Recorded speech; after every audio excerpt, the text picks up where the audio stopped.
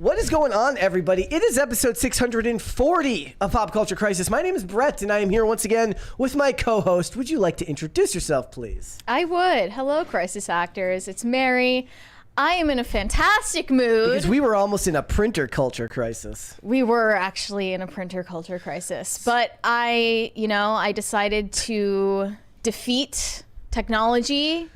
And I really know how to use a printer now. Yeah, I'm proud of that. She was downstairs and she was trying to print documents, and she was looking at the printer like it was some strange piece of alien technology. I was like, yeah, I was literally, that was a bit of a crisis for me, but I'm in a good mood because I figured it out. And also, the next season of The Bear comes out either today or tomorrow, so that's good news. Stuff Mary actually likes. That's crazy. On top of that, we have The Acolyte to look forward to. We're going to watch that tonight. So we just have a lot to be excited about in general. Don't you feel excited? Not about that last one. Not about that last one. Guys... We do have a lot to be excited about. We have a lot to get into today, but before we get started, would you hit the like button on this video, please, and subscribe to this channel. If you have not subscribed here yet already, we have passed 120,000 subscribers, so thank you guys all so much for that. Remember to share these videos with your friends, family, loved ones, people you like, people you hate, people you're ambivalent about. The more people that see them, the more people that share them out with their friends, family, loved ones, so on and so forth. It really is the best way to help the show grow, so thank you so much for that. And remember that all Super Chats, $20 and over, we will interrupt the discussion. We will read those Super Chats right then and there. Perhaps you have a critique of Mary's inability to use a printer until Gen Z is destroying the workplace. Well, we're going to get into that later, too. Speaking of which, figure out how to use a printer. They have just nothing. They know nothing. We got a bunch of stuff to get into today. First and foremost, look, The Acolyte has fallen even farther. It has dropped to 13% on Rotten Tomatoes. And Sharmeen Obaid-Chinoy, who is going to be directing the Ray film, has got some comments that seem to indicate that there will be even more feminism injected into that production. We will have to wait and see for that, but it is an interesting debate considering we have spoken about how she has come pretty much exclusively outside of a few television episodes from the world of documentary filmmaking. So people have rightful questions like, why would you entrust a property of this size to a director of someone who just doesn't work on that scale, right? I'll tell you why.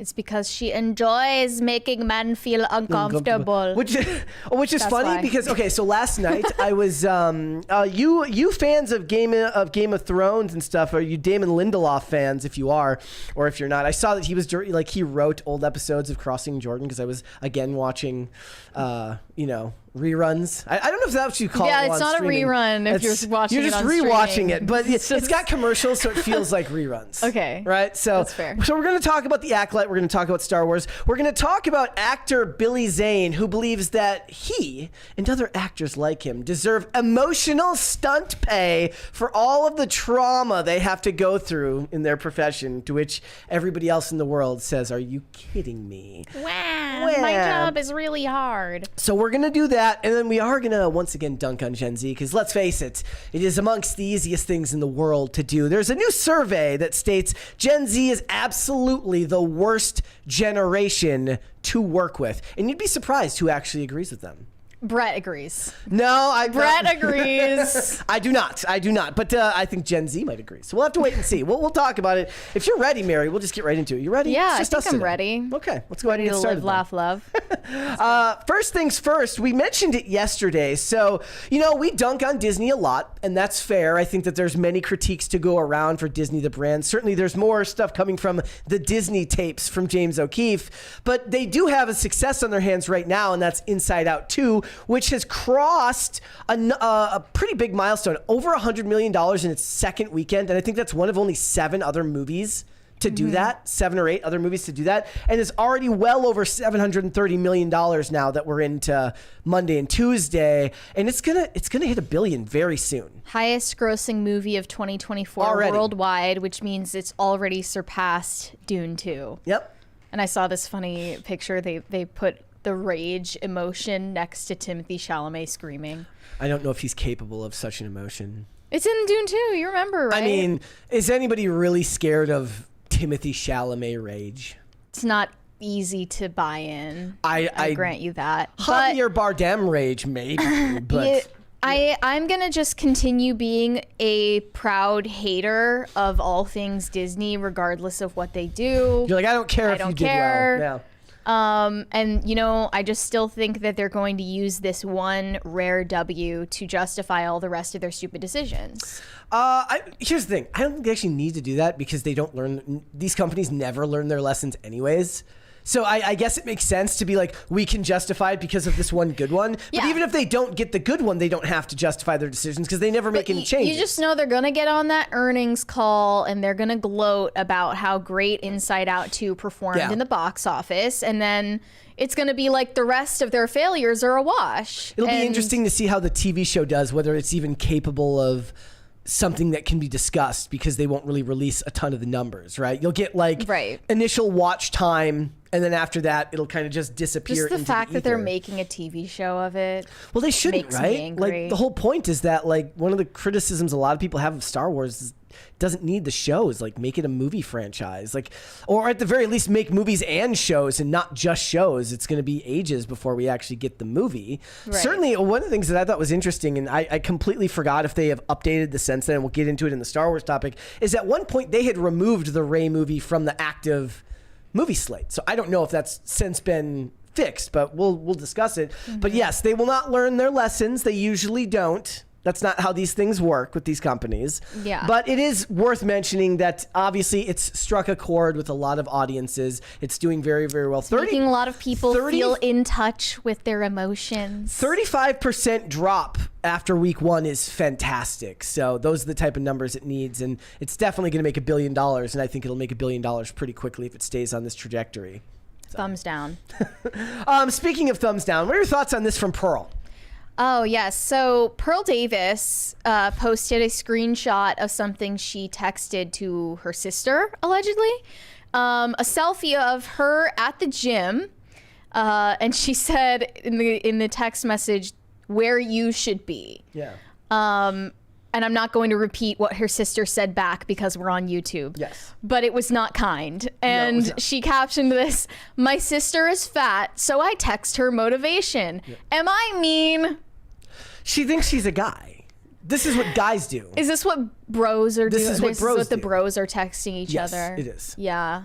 This is how bros talk to each other. Does not seem like it's the normal way. No. A sister and a sister would talk, but I don't have any sisters, so I don't know. Is this normal? Well, I have no idea. She's usually, I mean, I don't follow her content really, but like from what I understand or what people have told me, she's pretty consistent on her thoughts on men being above women, right? So she thinks that men's approach to this type of thing will work. I don't think it will, coming from a sister. Also, you know, coming from someone who, at least from my assumption, is visibly overweight, doesn't really stick the landing. I don't know if that is true. I don't know her body mass index. She's very tall, so.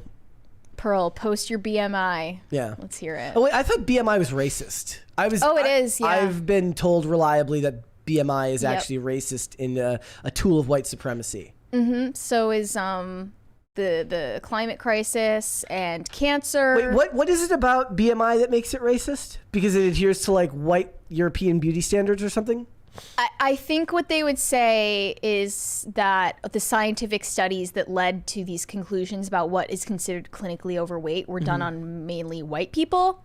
I don't know if that has anything to do with it. I was also told that IQ tests are racist. I've been told like everything is racist. Everything is racist, including cancerous tumors. I also saw something earlier that said it says like white people like trying hard not to be racist is low-key racist. So you really can't win. I saw this, it was the beginning of some street interview video in the middle of New York, and this girl is standing there on camera and some bitch walks past her and brushes her shoulder, bumps into her and keeps walking. Because it's New York, you're filming a video on the street being annoying, and you know, the way that people act in New York is not exactly Midwest polite. Correct. This woman bumps into her, and then all of the comments are saying, wow, I read that this study that said white people don't move out of the way for POC when they're walking in the same direction, and since then I've been bumping into white people on purpose. Mental illness. Yeah. When we were at the Mall of America, Olivia just couldn't believe how bad people are at walking, like in a straight line. Like everyone just kind of walks and doesn't, like if you don't get out of the way, they're just gonna run into you. Yeah. Well, you're a fast walker. Yes. Well, keeping up with me is not easy. That's the problem. I get consistently criticized for not walking at a slow enough pace. I'm too brisk in my walking. And purposeful. Yeah. Well, like somebody on the Cast Castle said, I walk like I'm happy. I'm in a bad mood. I wouldn't say that is true. I like the interpretation that you're so happy that it makes you upset. Yes. Well, no, I've got places to be, and I don't want to walk somewhere willy-nilly. I've got places to be. I'm going from point A to point B. I'm going to take the fastest route there. Yeah. Yes. I respect that. Trying to speed run the Mall of America. One person replied to her and said, "Is there a reason you would treat family like that instead of approaching the topic in a less insulting way?" She said, "'Cause we're not soft." But I mean, given by the sister's response, that's not true, because the sister, I'm assuming maybe the sister was joking too. We're tone policing here, so perhaps the sister was actually kidding as well. In which case, I can take a joke. I'm just saying, that's good. Don't fat shame if you're not skinny. Yeah. Like it's like if they're both joking, then I say go for it. But most of the time, you gotta be careful with that if you're ladies. Men are a little bit easier about not putting up or not being offended. What do you say? I know 5 fat people and you're 4 of them. Bro, I know 5 fat people and you're 4 of them. Yeah. Well, that's why if you're a guy, you don't ask questions like that. First of all, it's unbecoming if you're a dude and you ask questions like that to your friends. All right. Speaking of street interviews, which you just mentioned, unbecoming and street interviews that you mentioned Tuah earlier, girl. Somebody photoshopped this. This is the superhero we actually need. Look, the amount of memes that have come out of this. You said this morning. So when Mary was getting in this morning, I was laughing out loud at some meme about. Memes. I heard like one linguist do the whole thing in like 16 different accents. And I was like, what's funny this time, Brett? Yes. What are you cackling about? Well, actually, I did find this one funny. If you're a fan of Mortal Kombat, so this would be a brand new finishing move. All right.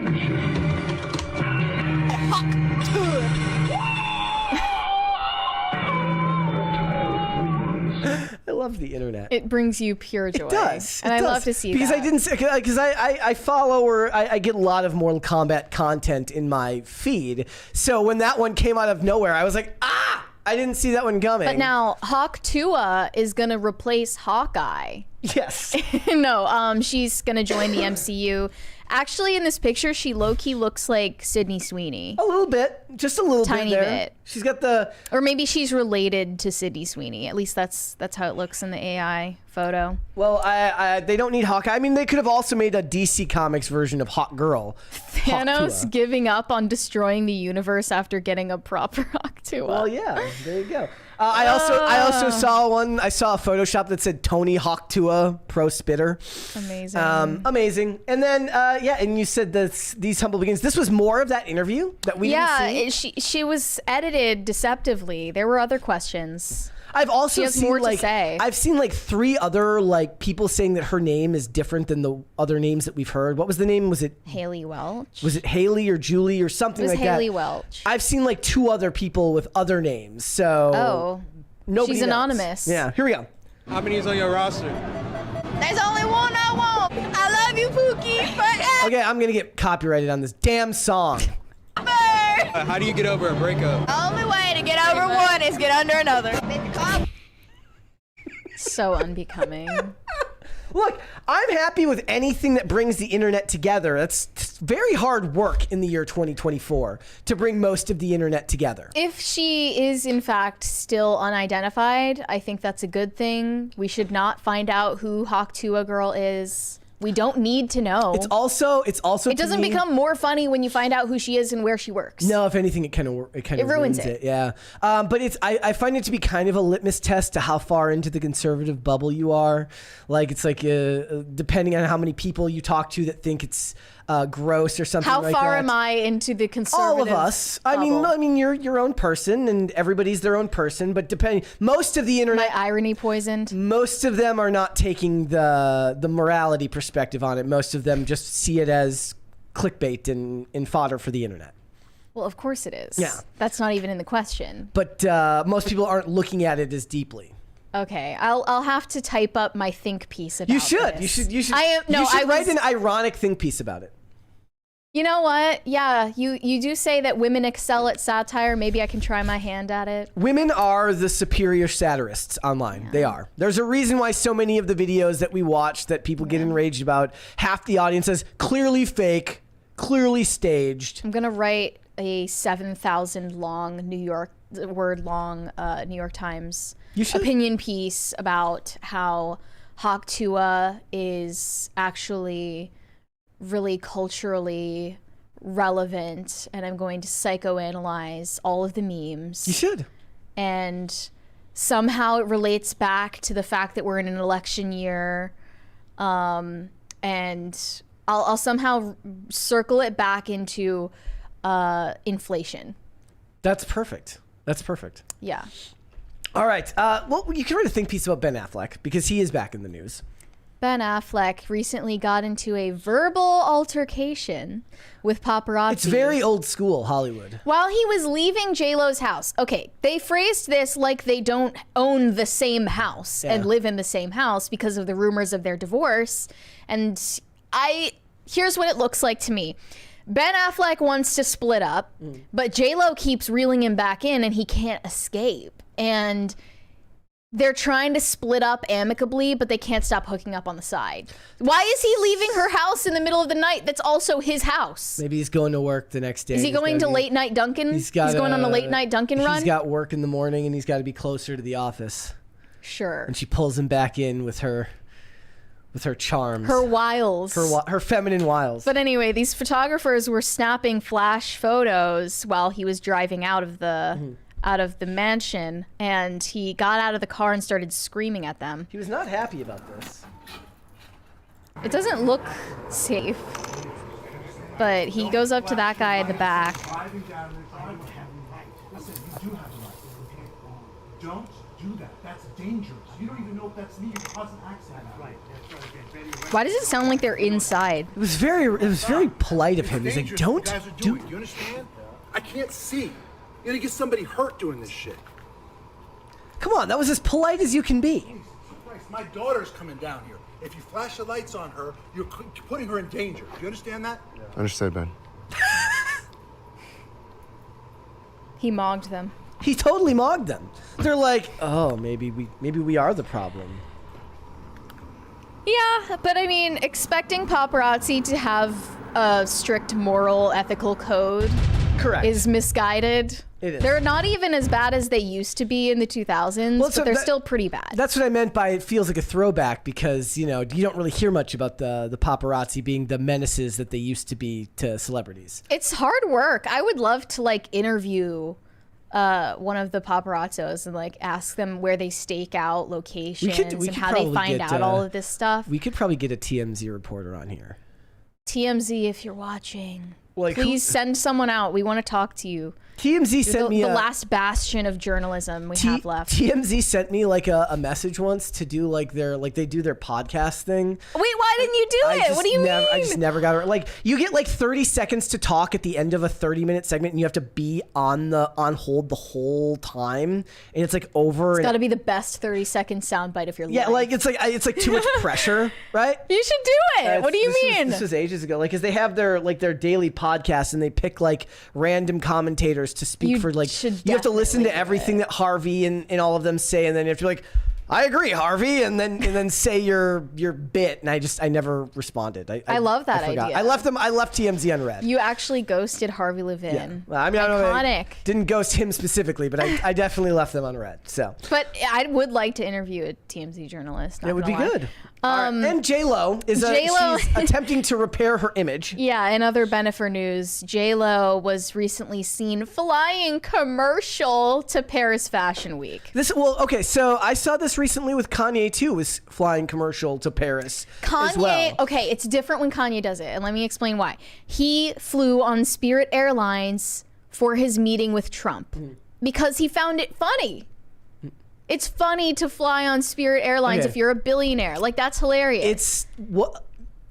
doing it to Paris is crazy. Like, I could see if you're taking like a domestic flight, you take a 3-hour flight to go, over half the country, or you take 6 hours coast to coast, Okay. right? Flying to Paris commercial when you could just fly private is It's gonna be 8 hours regardless. yeah, but you're stuck whatever in. it is. Yeah, but either way though, if you're flying private, just better amenities, more leg space, you can get up and move around. Well, look, that's not a good enough excuse. JLo decided to fly commercial because she wants to be seen as relatable. Is that what this is? Yeah. Before She's the trying to divorce? repair her public image because everyone thinks she's out of touch. Well, she is. And she's trying to show everyone that she is a woman of the people. Yeah, well, that's not gonna happen. There she is, sleeping on the plane. There But what was- I wanted no. to ask you before we were on air that I refused to ask Give me you the question. is, like, if you saw a celebrity, like, which celebrity would you see in public and actually cave and actually ask them for a picture? None. Actually Zero. say hello. I've never There's done. not a single one. No. There's not a single celebrity you would see in public and think, No. you would never I do would never, it? I would never do that. Really? No. I don't care about having proof that I met somebody. But would you say hello? I might Forget the say- picture. Forget the I might picture. say Would you hello. introduce Yes. yourself? Who would that be? That's a very good question. To just be like, "Hi, nice to meet you. Loved you in that movie that you were in."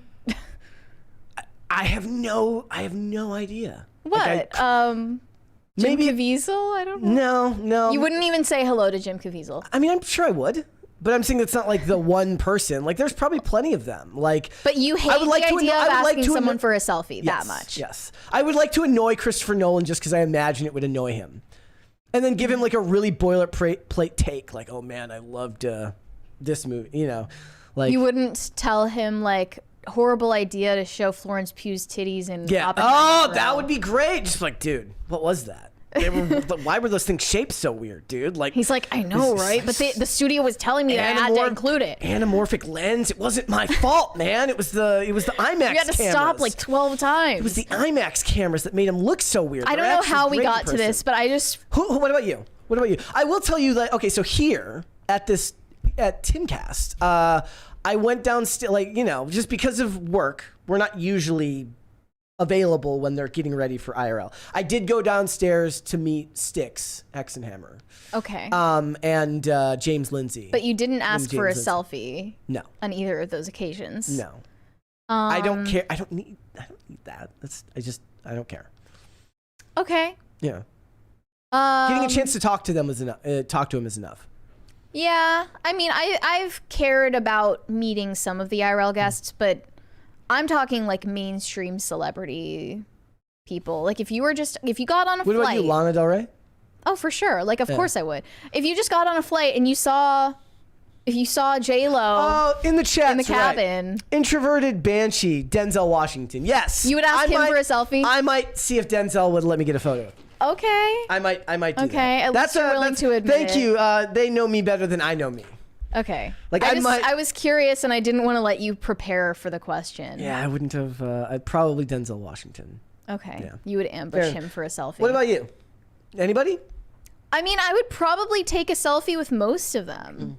Because, like, why not? Yeah, I guess I just never thought It's just, of it that way. like, fun to remember. Yeah, I never thought about it that way.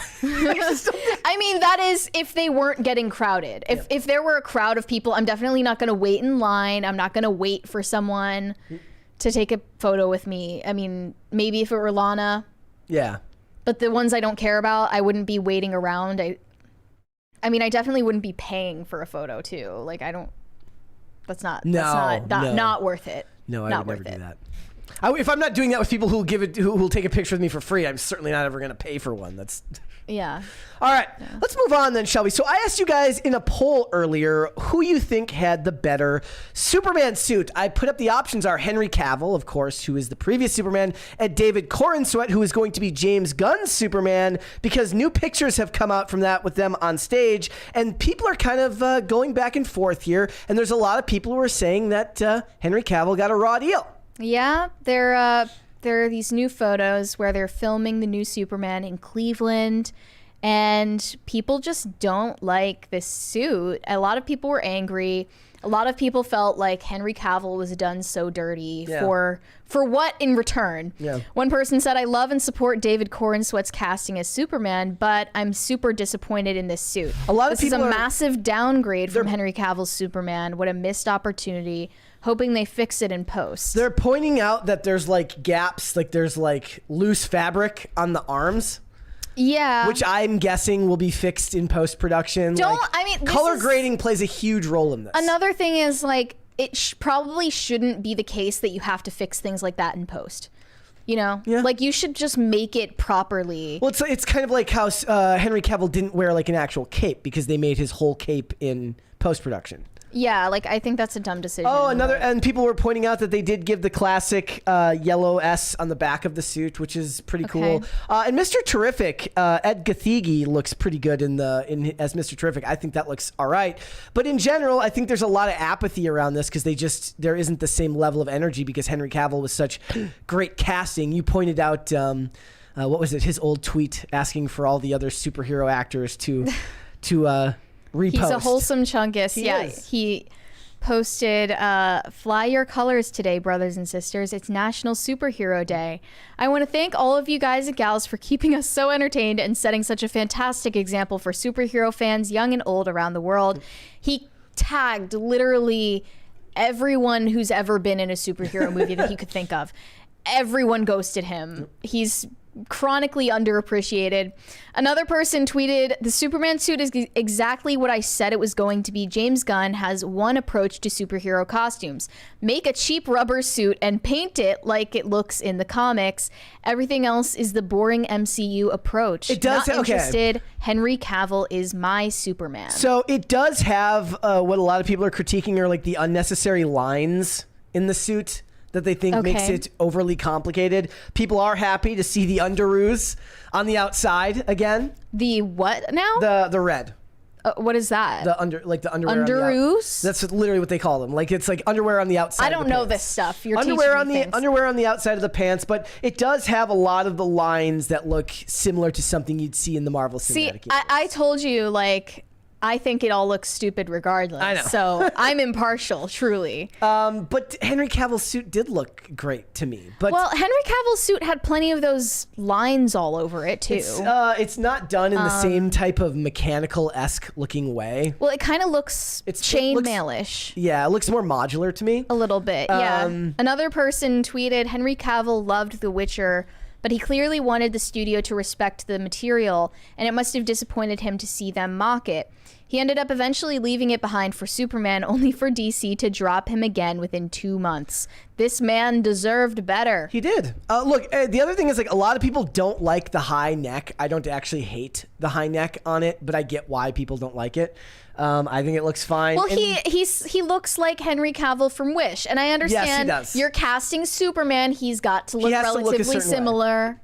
He's gonna look like Henry Cavill from Wish. It's almost inevitable, but it's such a joke, right? Yep. And it's really sad how it all turned out, that he was given false hope that, you know, he was going to come back and be a part of James Gunn's DCU, but they totally bait and switched him. What's crazy? He gave up his role on The Witcher, and now he's dealing with this Warhammer stuff that's a total mess because they're trying to change it in real time. And he's trying to make sure that they don't. And every time it's just he gets the short end of the stick. What's still crazy to me about everything that happened with like him making the video, like I'm back as Superman, and then psych like a week later, is like so you imagine that like when you're working for like DC, which is an offshoot of Warner Brothers, which is this big company, that there would be some type of like quality control, professionalism, like organization, embargoes about announcing things like that. Yeah, but it seems like they were so messy and touch and go at the time, where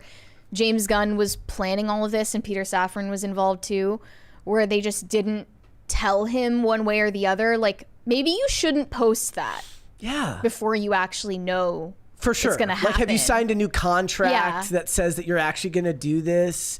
Like, that just always seemed weird to me, that these corporations that are worth billions of dollars aren't more inherently organized and calculated with their, with their moves and things like that.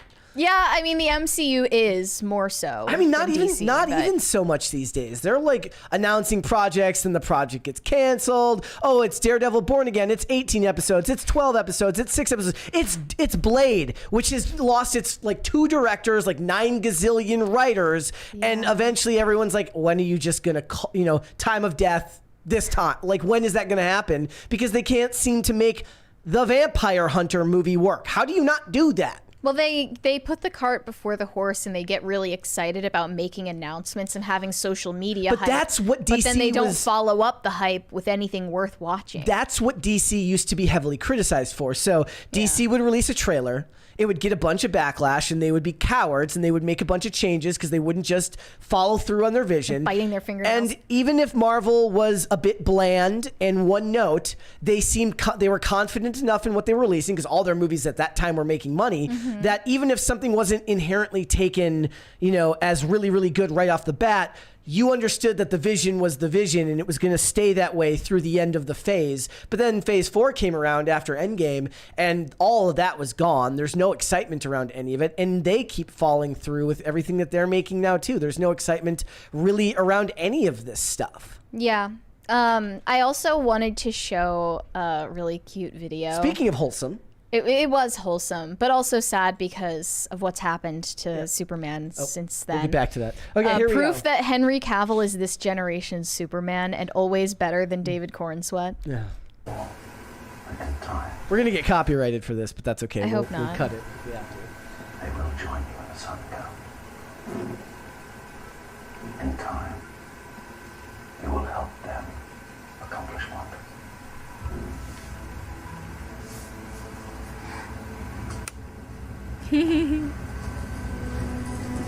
This is cute of the day.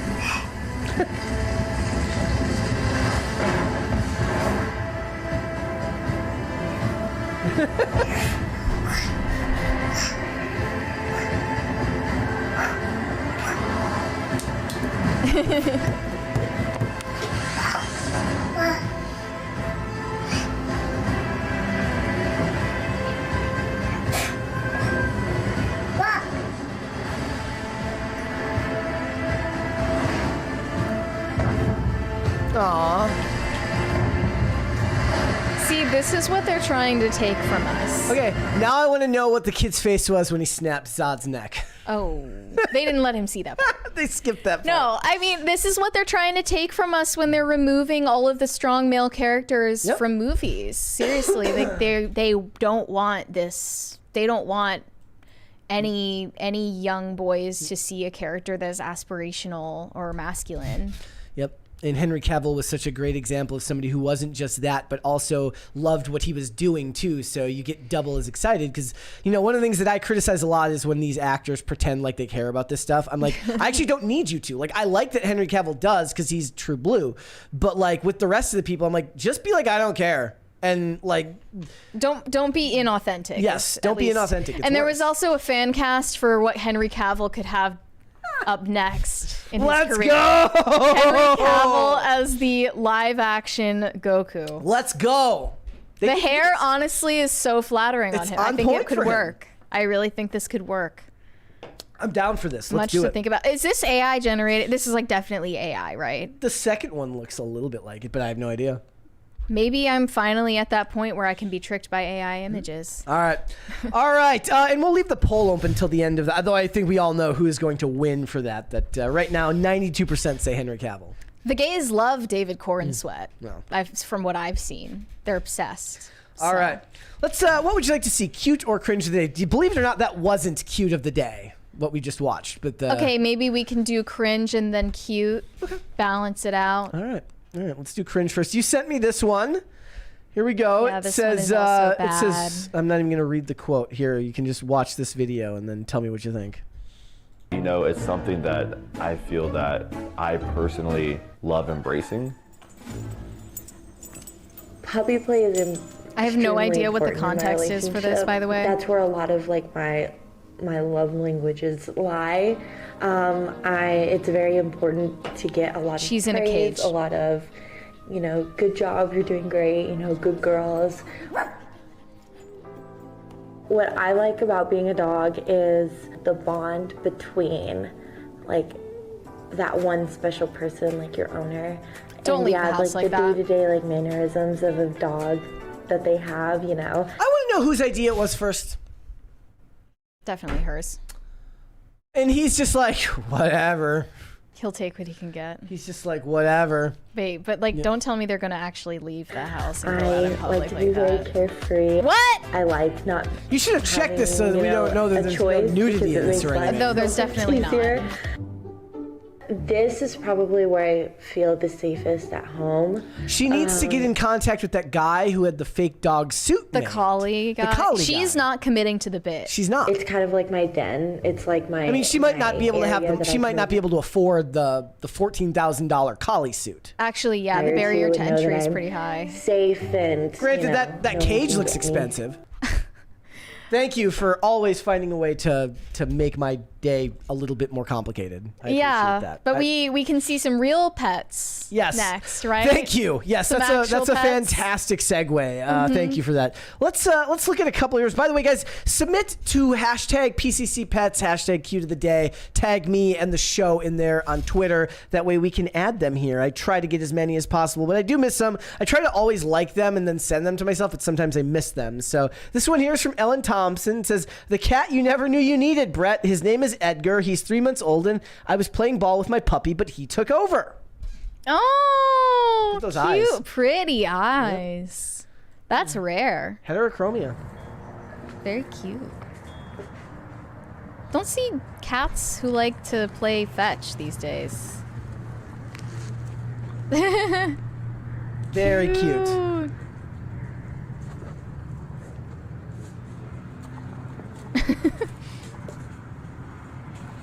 That was a fantastic palate cleanser, Ellen. Thank you. Yeah, this is great. All right. Love it. Let's do one more here because I think I need more of a palate cleanser if I'm being completely honest. That's okay. That was a bit too much. Yeah. This is from Jennifer Hoover. Says the queen herself, Miss Diamond, came to our family as a stray and now lives happily with us in her forever home. Oh. That is a very cute cat. Also very pretty. Yeah. Very pretty face. Hungry girl. Very cute. Love Okay. All right. That was the palate cleanser we needed. Mm-hmm. It really was. All right. Time to talk more about Star Wars, as if there wasn't enough these days. Yeah, the Force, if you were unaware, it's officially female. The Force is female. Feminism is the future of Star Wars.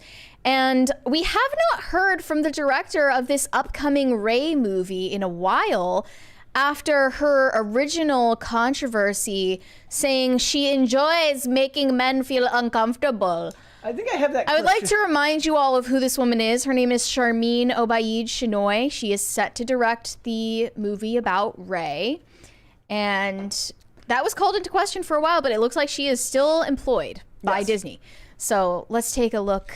Are we going to rewatch that original clip? Okay, yeah, this is a reminder of this clip because in case you forgot her ridiculousness. This is a replay, but we just thought we'd give you a refresher. Here we go. What is the balance of activating a force for change? Stupidest question But I've ever heard, by the way. I love the question. His question is almost worse than her answer. They don't actually ask anything. Yeah. It's literally designed so that creative writing majors can just go to town. No, this is the Women's Summit. Yes. This is the ultimate Women's Summit. Remember, it says women in the world. Remember, guys, I am correct when I tell you that no matter what time of day, no matter what time of year, no matter when, there is always a women's summit going on somewhere. To permeate that patriarchy, that power structure. Where's Taylor and is Swift that when you a need part her? of the calculation of your art as well? And what's been the reaction to that? Oh, absolutely. I like to make men uncomfortable. I enjoy making men uncomfortable. Not you, just not you. Not you. Point taken. Point taken. But it is important to be able to look into the eyes of a man and say, I am here, and recognize that. And recognize that I am working to bring something that makes you uncomfortable, and it should make you uncomfortable because you need to change your attitude. And it's only when you're uncomfortable, when you're shifty, when you have to have difficult conversations that you will perhaps look at yourself in the mirror and not like the reflection, and then say, maybe there is something wrong with the way I think, or maybe. Why do I need to change? Because you're white and a male. Okay. And you're also Okay. straight, not to Okay. mention. Okay, so clearly this woman has been put in charge of the next Star Wars film. It's a big role to fill, and her primary goal is to make men uncomfortable. Just like the out of context Trevor Noah interview Amanda Stenberg did recently, or that was like circulating From recently 2018. from years ago, where she said the goal was white people crying. White people crying was the goal. We're not saying that this is a press interview about Star Wars, but this circulated to show the type of people who are being hired in Lucasfilm. It's not looking good for them, okay? So recently, Sharmeen Obaid-Chinoy did an interview with Variety because she is promoting some other project of hers. She's mainly a documentarian. She doesn't really have much experience directing anything fictional besides a few Ms. Marvel episodes. The biggest question that I have with most of this stuff is like, directors should have a body of work that operates on the level of what they're being given a project for. Right? It's one of my biggest criticisms of Marvel, right? Is like, Nia DaCosta on the they Marvels. hire plenty of. She's doing the new 28 Days Later. Like they've hired. I have a list over there of like the bigger name directors that they have hired, but a lot of them are ones who come out of small independent films because they know that the studio can control them. But this doesn't even seem like that. No, but this in this doesn't seem case- like it's designed to control the director. It's just designed to upset the public. Right, her being inexperienced as a director would be one Of this thing. size. If it weren't for the fact that she is an insufferable, ideologically charged person. But those things together really doesn't sit right with the fans. But this interview with Variety reads, Obaid-Chinoy understands vulnerability. And they listed a bunch of these projects she's done. She has done films following Pakistani women who were victims of acid attacks, a 19-year-old woman who survived an honor-killing attempt. Okay, here's the thing. The lives of suicide bombers, Taliban members, transgender Muslims, and the creator of the wrap dress. Okay. If we're talking about documentary films that are about topics like that, then her quote is perfectly fine, I guess, because she's speaking to specific men that are involved in those films but that's not what this is. It's a blanket statement that was taken to be the reason to hire her for something that has nothing to do with such serious fodder. But in a second, when I get further into her interview, you guys are going to understand that she's doubling down on that message in the context of Star Wars. She spoke with Variety. She said, I tell stories about people who are marginalized or misunderstood, like female Jedi. I'm determined to make movies that help people see others in a different light and maybe understand them better. That's how you build bridges. So here's her full quote about Star Wars. Sharmeen Obaid-Chinoy's highest profile gig will see her putting her imprint on a galaxy far, far away. She will direct a Star Wars film centered on Rey Skywalker as she leads the Jedi Academy. She says, the story that interests me most is in Rey's journey as a female Jedi. That's how I can best bring my experiences to it. As the first woman and first person of color to direct a Star Wars movie, she has been subjected to the toxic side of the franchise's fandom. Right-wing critics denounced her hire as an example of wokeism and threatened to boycott the film after earlier remarks she made about the goal of her art being to make men uncomfortable, which were recirculated out of context. She is diplomatic when I ask her about the criticism her selection received in some corners of the internet. They always say that, corners of the internet. The dark side. And here's what she said. The greatest thing about Star Wars is that everyone has a personal connection to it. Everyone is passionate about it. And throughout the fandom, people have clear ideas about who should direct and what the stories should be about. I'm just drowning out those voices until I'm done. As a storyteller, I'm focused on drawing new moviegoers into the cinema and bringing a sense of nostalgia that will appeal to older fans of the series. I mean, I don't see anything in her mission statement that leans into nostalgia or wanting to bring people into something that is as generally fun as Star Wars is to the public, what it used to be. With the state of Star Wars now and how many people have given up on it, your message should be, my aim as a storyteller in this job that they're paying me for is to win back a lot of goodwill from the fans that we have lost. To reinvigorate the audience. Yes. Yes. Yeah, you're not going to bring in new Star Wars fans with whatever you have cooking right now. That's the myth, right? The myth is that she believes that there is some generic new audience that hasn't yet found their love of Star Wars. That's not going to happen. And they just happen to be queer, POC, women of color. There is a reason. Gen There's Z. many reasons why movies like Furiosa, despite being a good movie, didn't do as well at the box office as Inside Out 2, because the audience that they're courting, that they believe is this phantom audience, is this audience of women that will come out for films that are not generally that didn't used to be generally marketed to them back in the day. Well, that's not what this is.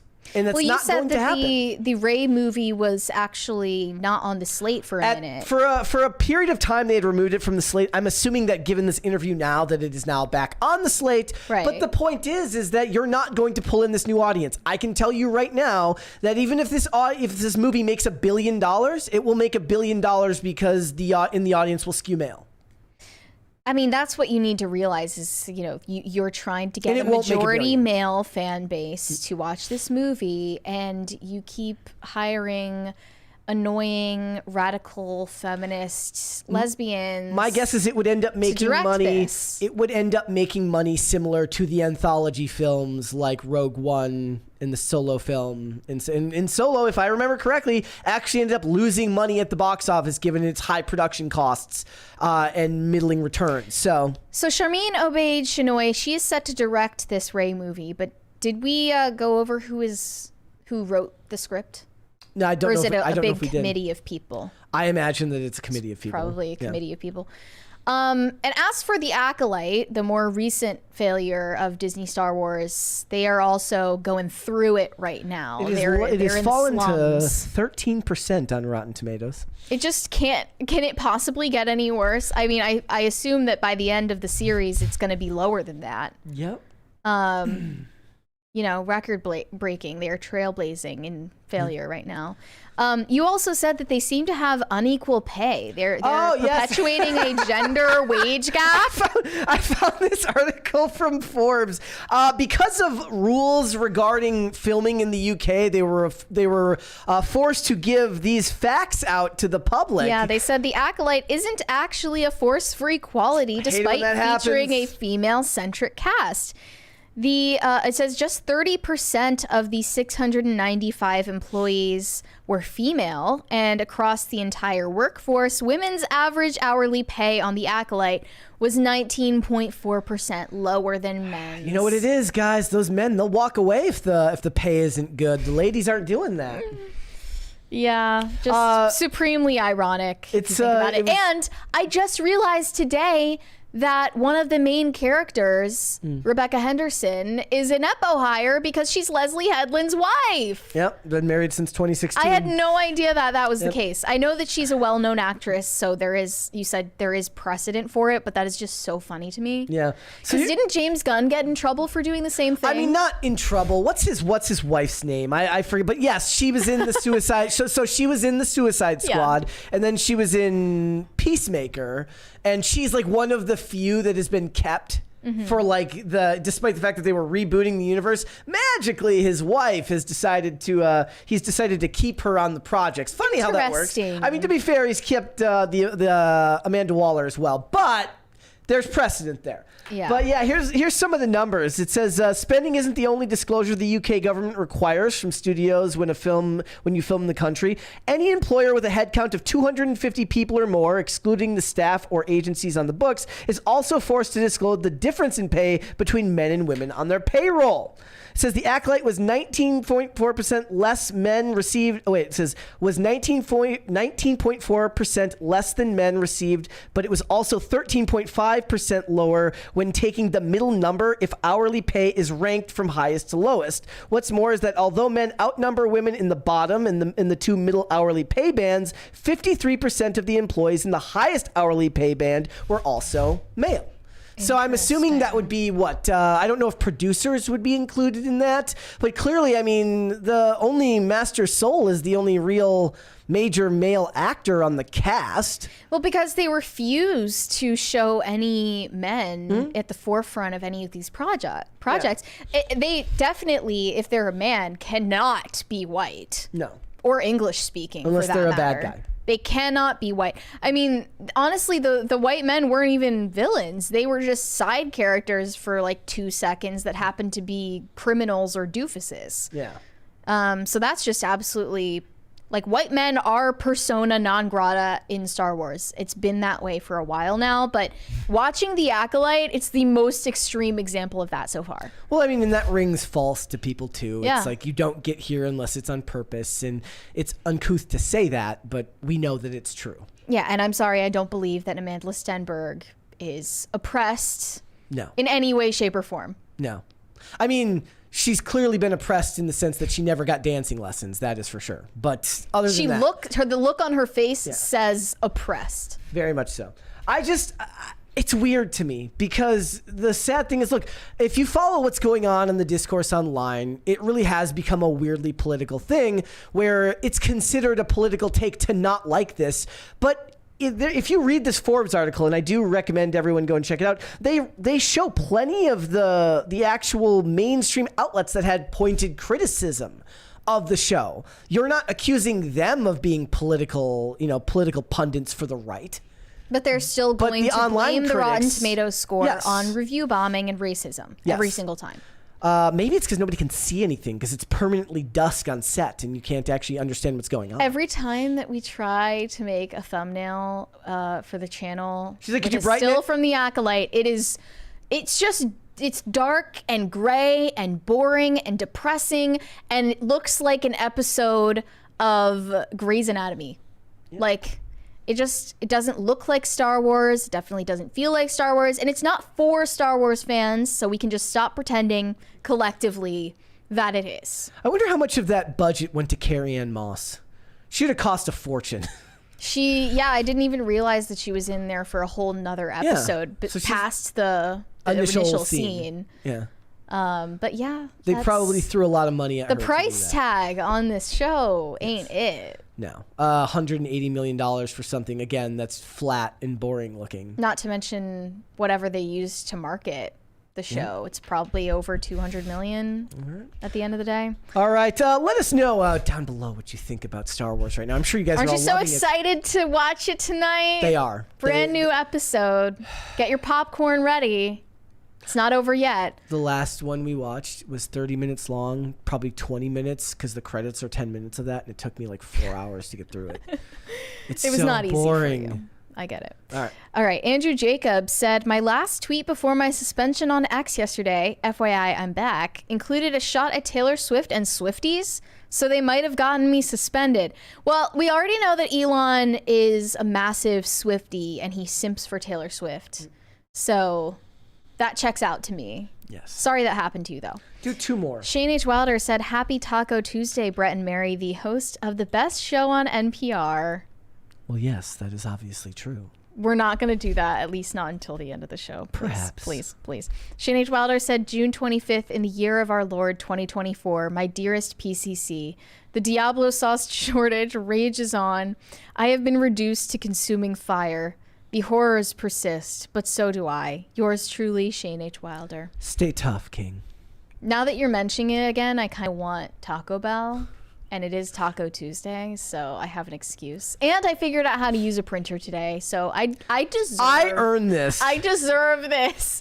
And then I'm in the drive-thru and they say, how can you be ordering Taco Bell at the drive-thru while there's a genocide going on in Gaza? I don't know. How dare you do that? All right, speaking of that, let's talk about how these actors can complain about their mental health when there's such a genocide going on. Yeah, my problematic fave from Titanic, the abusive fiance of Rose, he recently did an interview about a movie he's in about the emotional experience of playing an abusive cult leader.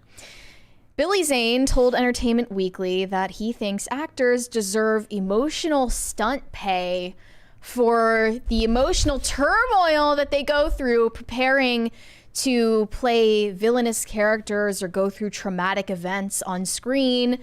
And yeah, it's like performing a motorcycle stunt, but in your emotions. Imagine being very like dangerous. Imagine being a blue collar worker. It was like 99 degrees on Saturday, and I think it was like 94 on Friday. I see them out there doing. Imagine you're a blue collar worker. It's 94 degrees. You've been out. Traffic. You've been out since the sun came up. And you're building roads, you're fixing sewer lines, you're keeping the infrastructure going, you're traveling to the bottom of the ocean to repair internet cables.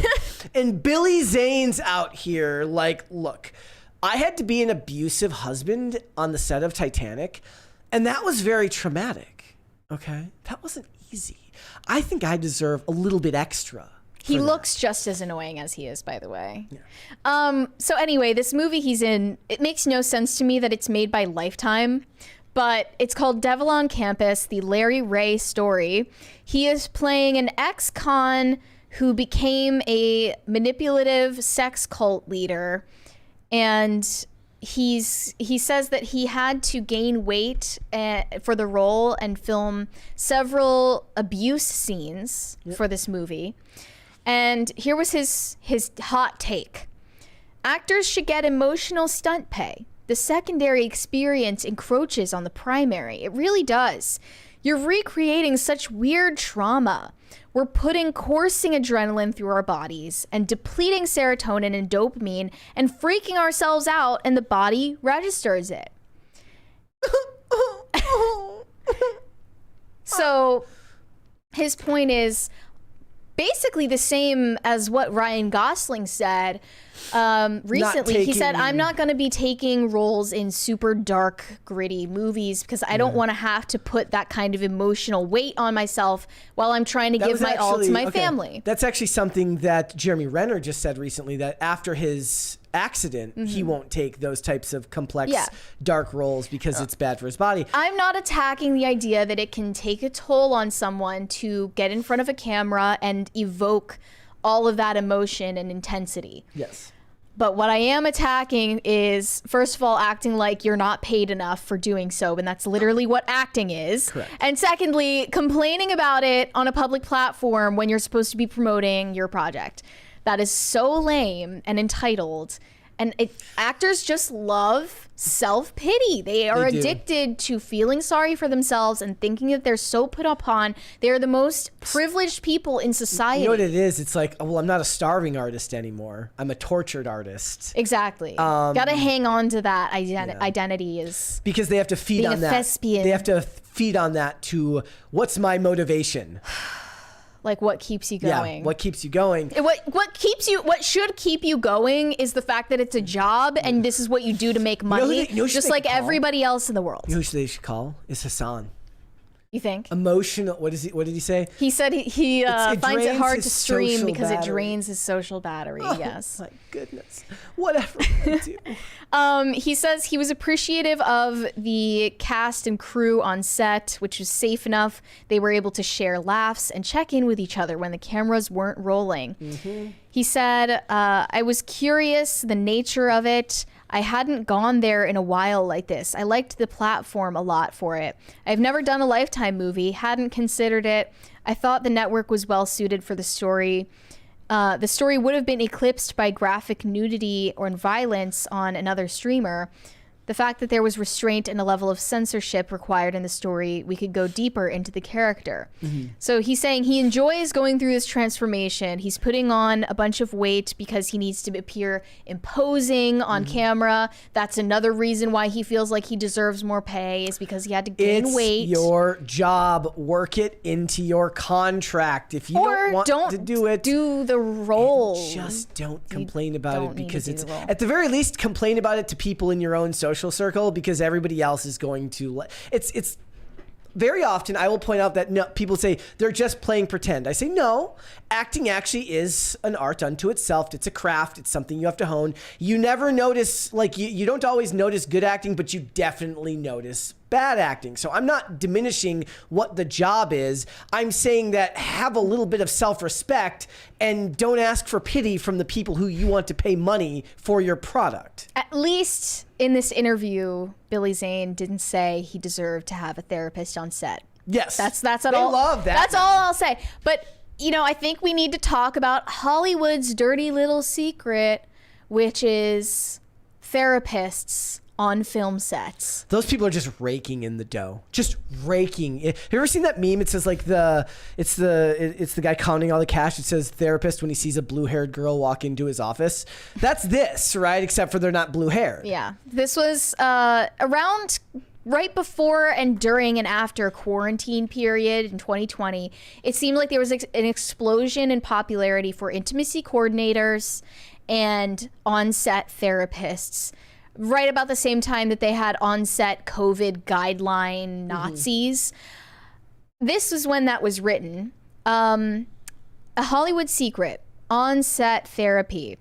Barton Goldsmith, and he says he's a PhD in emotional fitness. He says that it can lead to a more productive and less conflictual movie-making experience. He said that he recently spoke about this in an interview, and he calls his role alleviating crisis on the sets of production in movies. He tries to come in and help actors reel back their emotion after they filmed something that was very intense for them. I suppose maybe the goal here is to keep him off the drugs.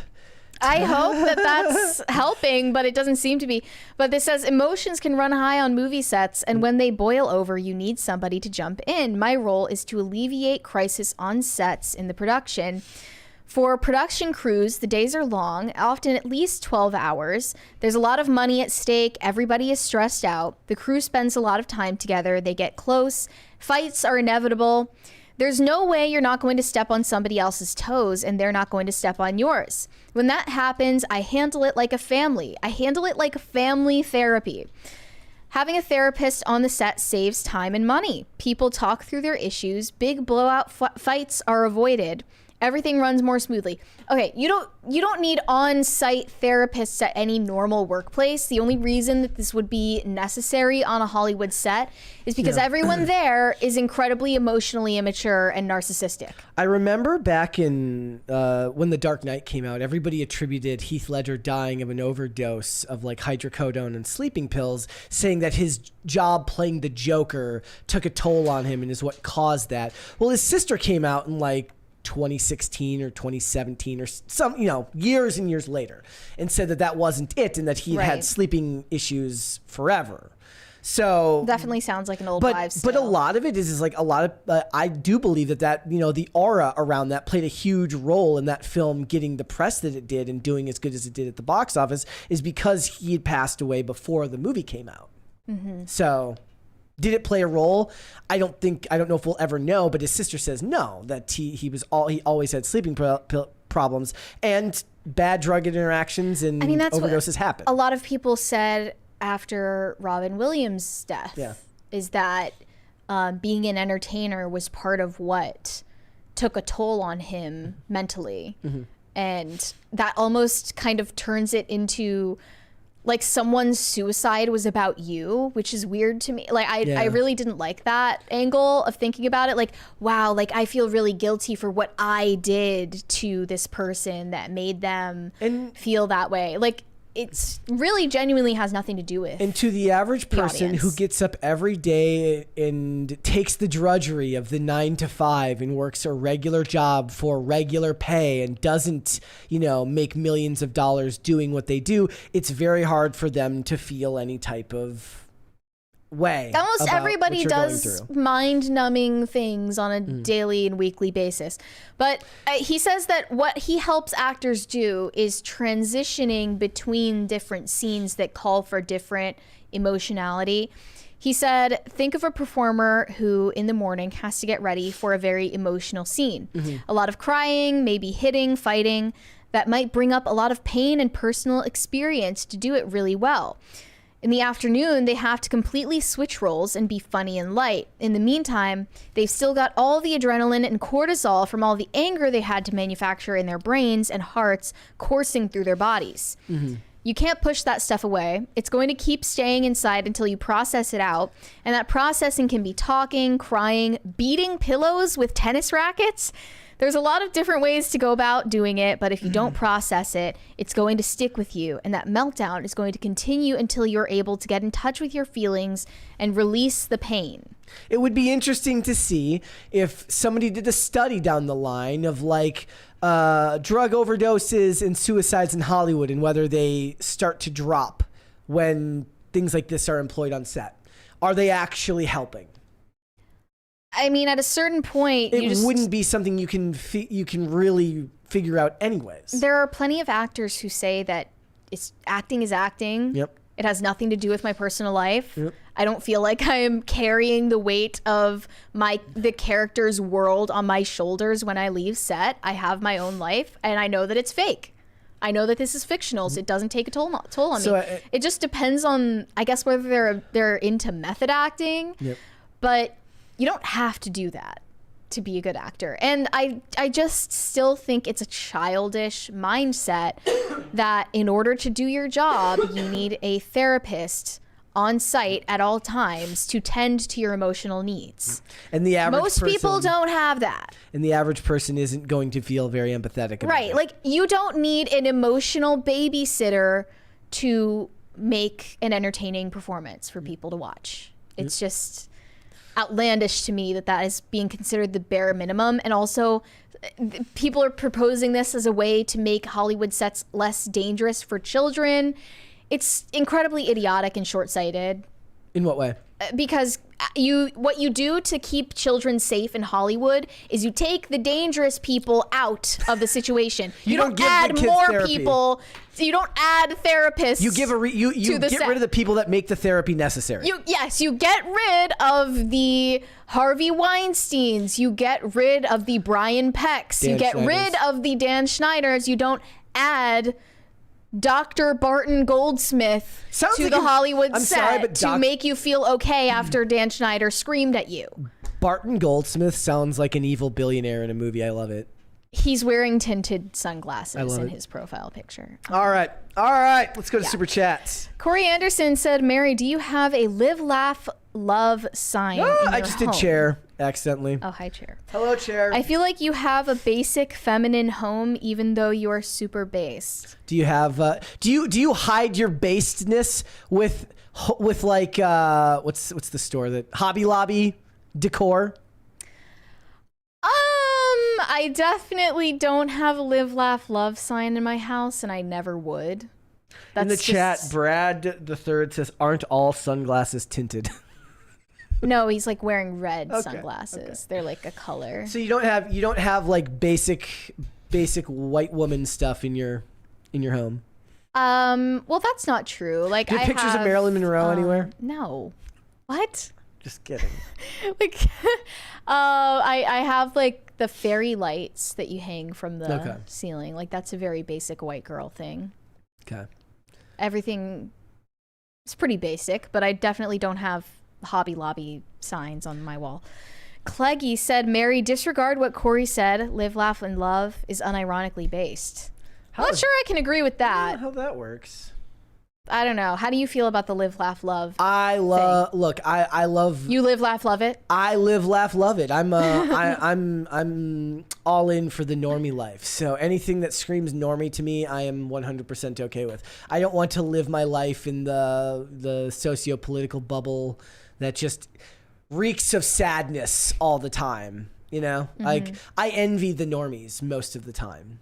So anything that screams normie to me, I support. But you personally, Yeah. like you support it, but you wouldn't. Well, no, because I'm a dude, so I'm not wouldn't going to have buy a live, live, laugh, laugh, love. What is the guy isn't the guy version of live, laugh, love one of those signs that says, in this house, we respect the police.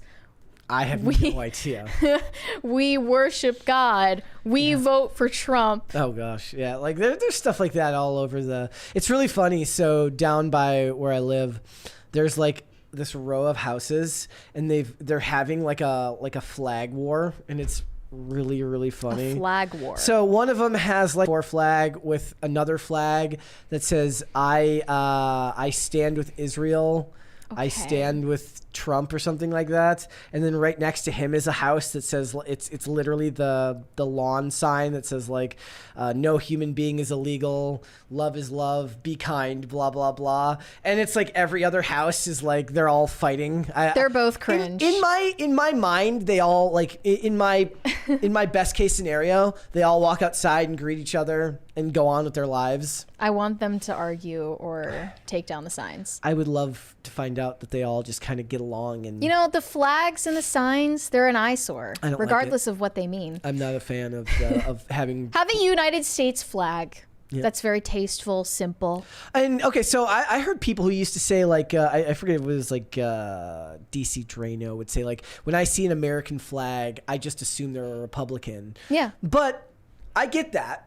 But Or they're a Democrat, but they're really old. yes. Okay. They So didn't get like the my memo. boss at my last job was kind of politically unaware, had an American flag outside of her apartment, owned guns, and was, you know, her and her husband would have been the last blue dog Democrats left in the country, right? But just I would have to constantly fill her in on what was actually happening in politics. But the other day I saw it was an American flag, a Ukraine flag, and like the be kind, no, like in the yard. Coexist, So et they cetera. had an American flag there, so that I can get behind that, and the rest of it was all political fodder that's very current year. Those so times you are never over. know. You never know anymore. Tacti Platty said, Mary, what about using a fax machine? Crisis 2.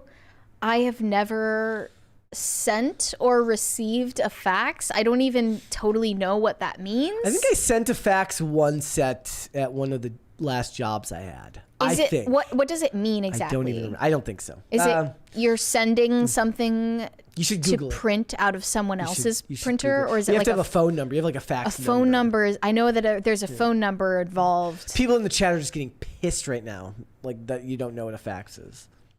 Well, I'm probably never going to send one. So, All right, let's hold off on the rest and let's come back after the fact. Time to dunk on Gen Z again. speaking of which, yes, older generations seem to be on the same page that Gen Z is the most annoying generation to work with, and they are allegedly destroying the workplace culture that has been generally the consensus among millennials, baby boomers, Gen Xers, and older.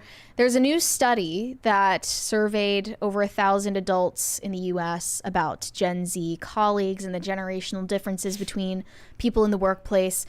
It's predicted that Gen Z is going to be the majority of working adults in the US by 2035. So Okay. you're going to have to get ready for the power grid to go down. Because like they won't want to everything they're is just going to call it. They're just not. They're going to show up 20 minutes late during a crisis. It's going to be bad. Like, I don't have high hopes for Gen Z taking over what keeps society running, but they have gained a reputation for being the most challenging to work with, to say the least. So in this study, it asks people, in your opinion, members of which following generations are the worst to work with? The most amusing thing is even Gen Z thinks that they're the most annoying. They're like, look, we get it. We're awful. So this says about a fourth of Gen Z participants said they themselves are the most annoying in the workplace. A lot of them also voted for millennials, Gen X, and boomers, but it was pretty evenly split. I would like to know what meaningfully distinguishes like a Gen X, a millennial employee from a Gen Z employee. Oh, I'm sure that millennials I guess the language have had much more time to assimilate. They've still got skinny jeans and they don't know what bussin' means, and that's about it. Well, because for the most part, the parents of Gen Zers are Gen Xers. Boomers, for the most part, have not had to interact with Gen Z in their own homes, and they're meeting this generation for the first time as they're leaving college and entering the workforce, and they're horrified by what they're seeing. Yeah. But millennials voted mostly saying that they are the most annoying. Baby boomers voted mostly to say Gen Z is the most annoying, as did Gen X. I did laugh that baby boomers are like the ones that believe that they're not the problem. Definitely, yeah. They're like, look, it's not our fault. Yeah, the baby boomers do not think that they are annoying, and most of the boomers just said that they're not sure because they hate everybody who's Gen a X boomer. said the same thing. They don't think baby boomers are the problem. Yeah. So, yeah, it says Gen X and millennials agreed that Gen Z is the worst to work with, 38% and 45% respectively. Baby boomers and the silent generation, despite less frequent interactions with Gen Z, also agreed that they are the most annoying at 41%.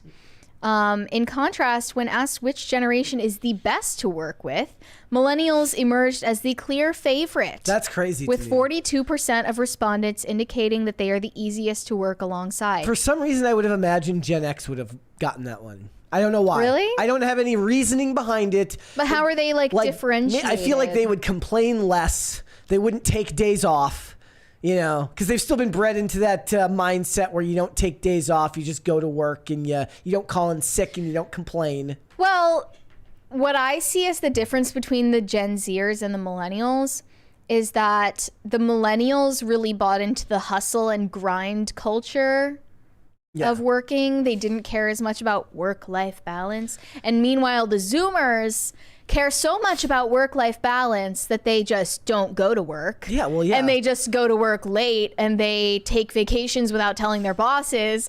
And that's their version of work-life balance. So they don't care about the hustle culture as much as millennials do. Which means that the millennials are going to be the favorites of their executives, their bosses. See, I just imagine that would be Gen X because they wouldn't complain. They've been there for a specific period of time. They haven't given anyone any trouble. They don't use their sick days. It was a very boomer thing. Like my dad would always talk about how he never, he had all his sick days saved up and he wouldn't take time off and stuff like that. Though my dad, I do remember, this is a funny story.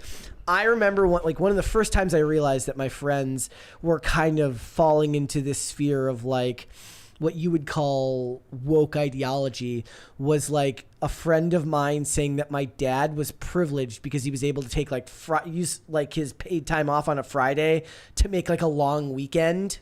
So he could take if we had a holiday on Monday, he'd take Friday off. So he'd have Friday, Saturday, Sunday, Monday off. Yeah. Right. And he was basically pointing out that was like a point that like it was a privilege. It was privileged behavior to be able to do that. I'm like, no. He worked at the same company. He worked for the Army Corps of Engineers for like 30 years or however long he worked there. And he strategically used his time off to best employ it. Like, what are you talking about? And that was one of those first real world examples where I was just like, what are you talking about? Yeah, that is bizarre that they would think that. But I mean, I think Zoomers have a lot of reason to think of boomers as privileged in a lot of ways. And the environment in which they were building their lives as young people, it's much easier than what Zoomers have to go through now in a lot of ways. Yeah.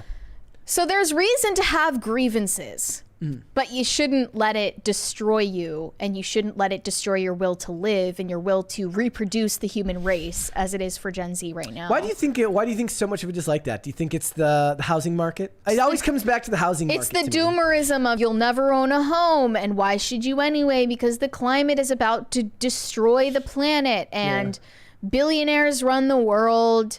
There's no justice. There's no social justice. And you don't want to raise kids in this hellscape anyways. So why should you even bother?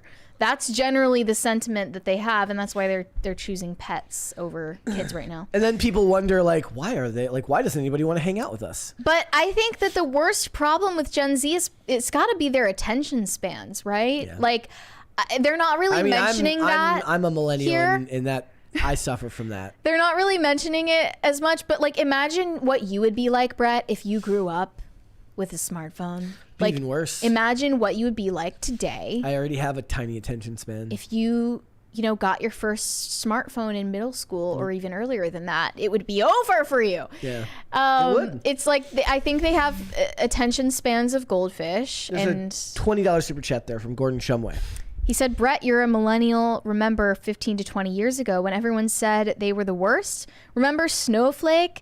They called Gen Xers slackers 30 to 40 years ago. This is not new. Imagine how Gen Alpha will get dunked on. They did call, that was a pretty common term amongst slackers? Gen X. You're a slacker. Really? Yeah. Synonymous with smoking weed and goth aesthetic and Nirvana. And I just told you I rewatched Back to the Future recently, and there's that scene where the principal of his high school comes up to him and points his finger in his face. Yep. And he's like, "You're a slacker." You're a slacker. And I was like, who calls someone a slacker? Very these big days? terminology back then. Okay, so that's the same thing as a snowflake, and the rest of the terms that they use. So what for will young they people call now. Gen Alpha? iPad babies. iPad babies. No, but they legitimately are cooked. Yeah. Like, Gen Z has at least been raised for like half their lives without the smartphones in their hands. Gen Alpha doesn't know anything other than that. Their brains are going to be mush before they even enter the adult world. I'm very afraid for what's going to happen. How like there's a contingent of Gen Z and Gen Alpha that doesn't know how to sign their own name. Because they've never had to sign because they didn't learn cursive. Because they didn't learn cursive, and they never learned how to sign their name. They've done everything. They just digitally. do a smiley face. Like, yeah. Yep. That's insane. And it's gonna get worse, and then it's gonna get like way worse. I am going through like making a DMV appointment, and you got to find out what the documents are that you need to bring with you, and you got to be on time. You got to know where it is, and all of that. And I know that I'm not dumb as rocks. I'm pretty dumb, but I'm not dumb as rocks. You're not dumb. And I just wonder how the heck the average person or the below average person in society can really make it with the level of convoluted shit that we have to deal with on a daily basis. The general idea that as we've worked to make life make life easier, we've made life infinitely more complicated. Because everything is online. And yeah, like that's the same. I've had that happen on plenty of stuff. Like, for instance, like we were talking about, like finding a document that has your address on it, and I'm like, I had to get my bank to start sending me paper statements because I just didn't have any mail that was paper. Yeah, like, times are changing. Because it had to be specific types of documents. You couldn't use like a piece of junk mail for it. You had to use specific types of documents. So back to the survey, 36% of those surveyed agreed that Gen Z is the hardest generation to manage in the workplace. And if I had to come up with a reason why, I think it's the fact that they're not being raised with any work ethic. They've had their whims catered to. They see no upside to having work ethic. You heard of this will resonate with you as a hockey kid. Have you heard of Zamboni parents? What do you mean? Like, so it's like a snowplow parent. They're the new version of a helicopter. They went from helicopter parent to the snowplow parent to the Zamboni parent. And you just don't let your child encounter any difficulties whatsoever in life. Yep. And then they're totally unequipped to enter the adult world, and they can't negotiate. They can't talk to adults. And they start bringing their parents to job interviews. They're bringing their parents to job interviews. Literally, that is the definition of the Zamboni parent. Yep. Because at least the helicopter parent, they're just hovering and waiting for something to go wrong.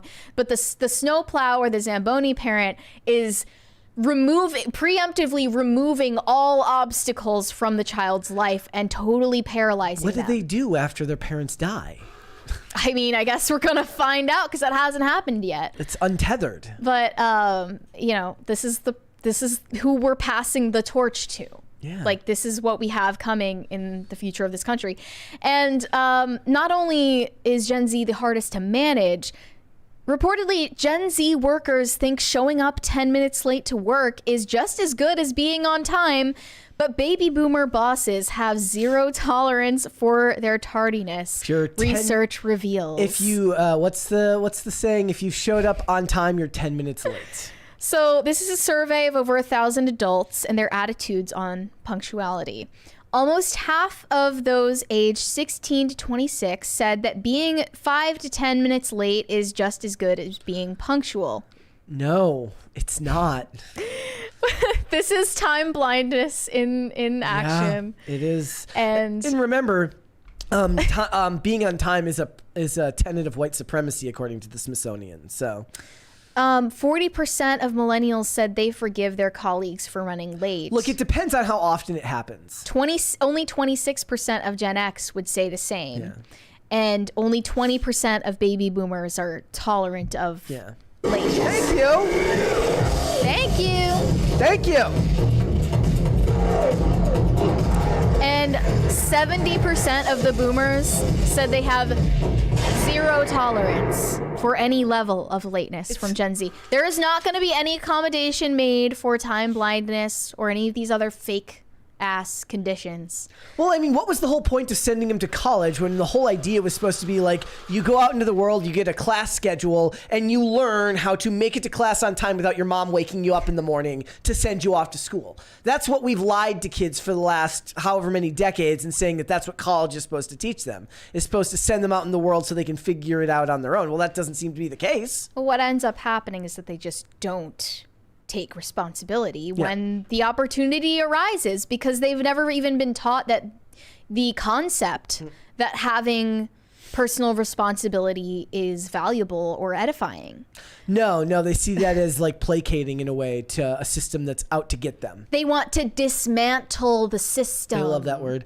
All of this is really, really interesting, especially given the fact that when we talk about we're very lucky to do this job. Like when I'm out in the world, and I'm whether when I was traveling, when I was at the airport, and I'm like interacting with people who work at the airport and stuff like that, I'm like, to call this a job is kind of an embarrassment of riches. Like, I'm very lucky to do what I do for work, and I just don't know if a lot of people really take for granted what they have. Like another discussion that people have a lot is like working from home, and not people who get to do work from home and people that don't, which is something that else is going to become more and more common as these careers move forward. But it's also like leaving people to their own devices is drastically decreasing the standards we have. I like it because it will, for instance, like a lot of people who would talk about really liking work from home is they say, I'm 50% more productive when I don't have to come into the office, right? And a lot of what these articles that I was reading was saying, like, they wanted me on call, but they also wanted me to come into the office. And what I started doing, what they said was like, I started just turning my phone off when I got off work. And that way, when they have a crisis and they need me, well, it's something that you can fix at home, right? Yes. Well, then why can't I work from home full time? That's what they're saying to their bosses. So these are going to become more common. Logically, it is possible for people to be just as productive working Depends from home. on the job. However, well, yeah, sure, depending on the job. However, just being realistic, most people don't have the integrity and the self-discipline to work at the same level as they would with people around them watching them. Yes, keeping That's them just honest. the truth. Keeping I mean, them it's honest. really just because, people feel okay about taking quiet vacations these days. Imagine me and you went remote for this job, and we're like, I'll just, plop down in front of my computer at, 250 rather than doing what we actually do, which is we come in, we do pre-production, we create all the, we do the thumbnails, we work on the language for all that, we organize everything so it comes out a certain way. It'd be a lot harder to do that when when no one's keeping you honest, when you don't have to go into a physical office to do it. Yeah, which is, a nice side of this is that we keep each other accountable. All right, we should finish up these super chats though. Let's do that. And guys, let's get a second crisis party. Come on. These one crisis party days ain't it. Graph Web. Oh, I just did freaking chair again. Oh, again. Well, I mean, can chair stay? No, he hasn't earned it today. All right, okay. Graph Web said FFS. Hashtag cancel Disney Plus. If you haven't already, it's a good idea. You should cancel Disney Plus. Arrgh. We're not going to elaborate. Willem said, you will see famous folks flying to Europe on present planes a lot more often due to Europe dumb climate taxes. 78 degrees is scary. Didn't she lose a bunch of money recently on her woke movie, Dude, Murica? She's got plenty of money, even after losing money on a... Her movie wasn't woke. It was just really stupid. I will give Chair back if we get a second Crisis Party. I will do that. On that one condition, Chair will be allowed to stay. Sirenko Productions said, okay, that's it. Start the rapture. Yeah, well, there's... because of the cringe? The cringe. Yeah. It wasn't good. I mean, I am the connoisseur of cringe. She is. Bad Comedy said, if that girl was my friend, I'd be like, you good, dog? I don't know. You don't want to accidentally cater to her weird fetish. I wouldn't participate in that. What do you want on your pizza? Sirenko Productions said, I'm excited to see where OSHA got force yeeted to. Sounds like an OSHA violation. Oh, I didn't even make that connection until just now. Yeah. Why would they name her that in the show? Bizarre. Wait, she got force yeeted at the end of the episode? What is that? What happened at the end of it? I was just trying so hard to block it out of my memory. It's been so long. It's been like over a week since I've seen it. I blocked it out. Greg Duvier said, over a week. It's been about a week. They have like 5 minutes of previously on for a 20-minute long episode. It's bullshit. Greg Duvier said, I must be the only one that can't recognize bad acting. I just vary that character bad at talking or showing emotions. Look, there's definitely examples where you can see it. A lot of times what it is bad editing. Like an actor delivers a line. For instance, watch movies where they actually include like where actors have to purposely act bad, where like an actor is playing a role and then they he doesn't have a job as an actor, but he for some reason gets hired to do a commercial. A good example would be Charlie Sheen in Major League 2 when he gets the deodorant commercial and he has to keep holding up the deodorant. He delivers these really forced lines and it's really unnatural and weird, and the director's just like, oh my gosh, this is awful. The definition of bad acting is Amanda Stenberg the same emotion every time, or it's just having that blank look on her face, and I know they're kids, but the child actresses that play Osha and May in the show were giving the worst delivery of these lines, trying to sound really intense and emotional. Like when May's character, or no, Osha's character goes, "What have you done?" Like, I know that she's a kid, but it was bad. In the chat, Sketch Therapy is dunking on me. He says, don't feel bad. Brett can't recognize bad writing. No, I do. It just doesn't bother me sometimes. Yeah, that's okay.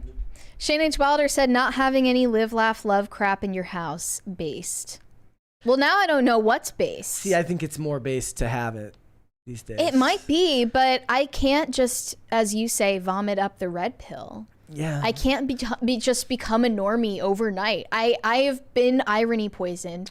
I've written. If I had that in my house, then you would just assume that it's some kind of inside joke. I've written 2 different versions of an article that I ended up never sending in about vomiting up the red pill and wanting to go back, and it's kind of a painful experience to be like, you can't do it. You just can't unsee things the way they are now. And it's a certain kind of hell to be like, you can't go back. You can't, and I wish I could. Shane H. Wilder said, wait, so Gen Z is why my power went out for 3 hours last night? Only kidding. It was a woman driver who hit a transformer. Well, you know. Oh, my. Both are problematic. Yeah. I mean, as a woman, I am honest about the fact that I am terrible at driving. Corey Anderson said, sorry for the sign question, Mary. Just want to make sure I'm looking in the right window. LOL, just kidding. I don't condone peeping Toms. What was that in regards to? Oh, the live, laugh, love thing? Yeah. Okay. That's, that's a little disturbing. But yeah, thankfully you did have the wrong house. Shane H. Wilder said, WTF, Corey. Fair enough. I'm fully on board with that. Corey Anderson said Gen Z has been renamed Gen Zin. All courtesy of Tucker Carlson. The Z stands for Zin, after all. I honestly am kind of annoyed by him making it into his brand. Tucker? Like, you're not a Zoomer. Stop. He's got, like, he needs to know that he can Zin, he can use the Zins, but he's not one of us. Yeah. You know, it's kind of cringing me out lately. In the chat, Olivia Claire says, I once hit a curb really hard with Brett in the car. Yes, that has happened. It happens to the best of us. And you clench and you hope and you grab the okay. you grab the oh crap bar. Yep. And you say repeal the 19. Not that John Stewart said sending a fax is basically sending an email over a phone landline. It was popular before email was. How do you do that?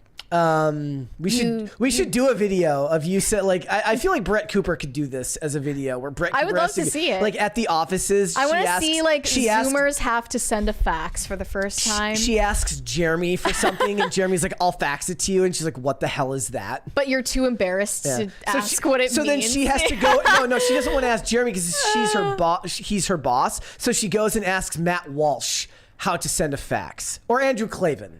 But he's just so disappointed that he doesn't tell her. Exactly. Well, there was that one video where all the men claimed that they had never used washing machines or something. It was like a Do you think they were solely just rage baiting with that? I think it was a joke. I don't know. Yeah. I don't know.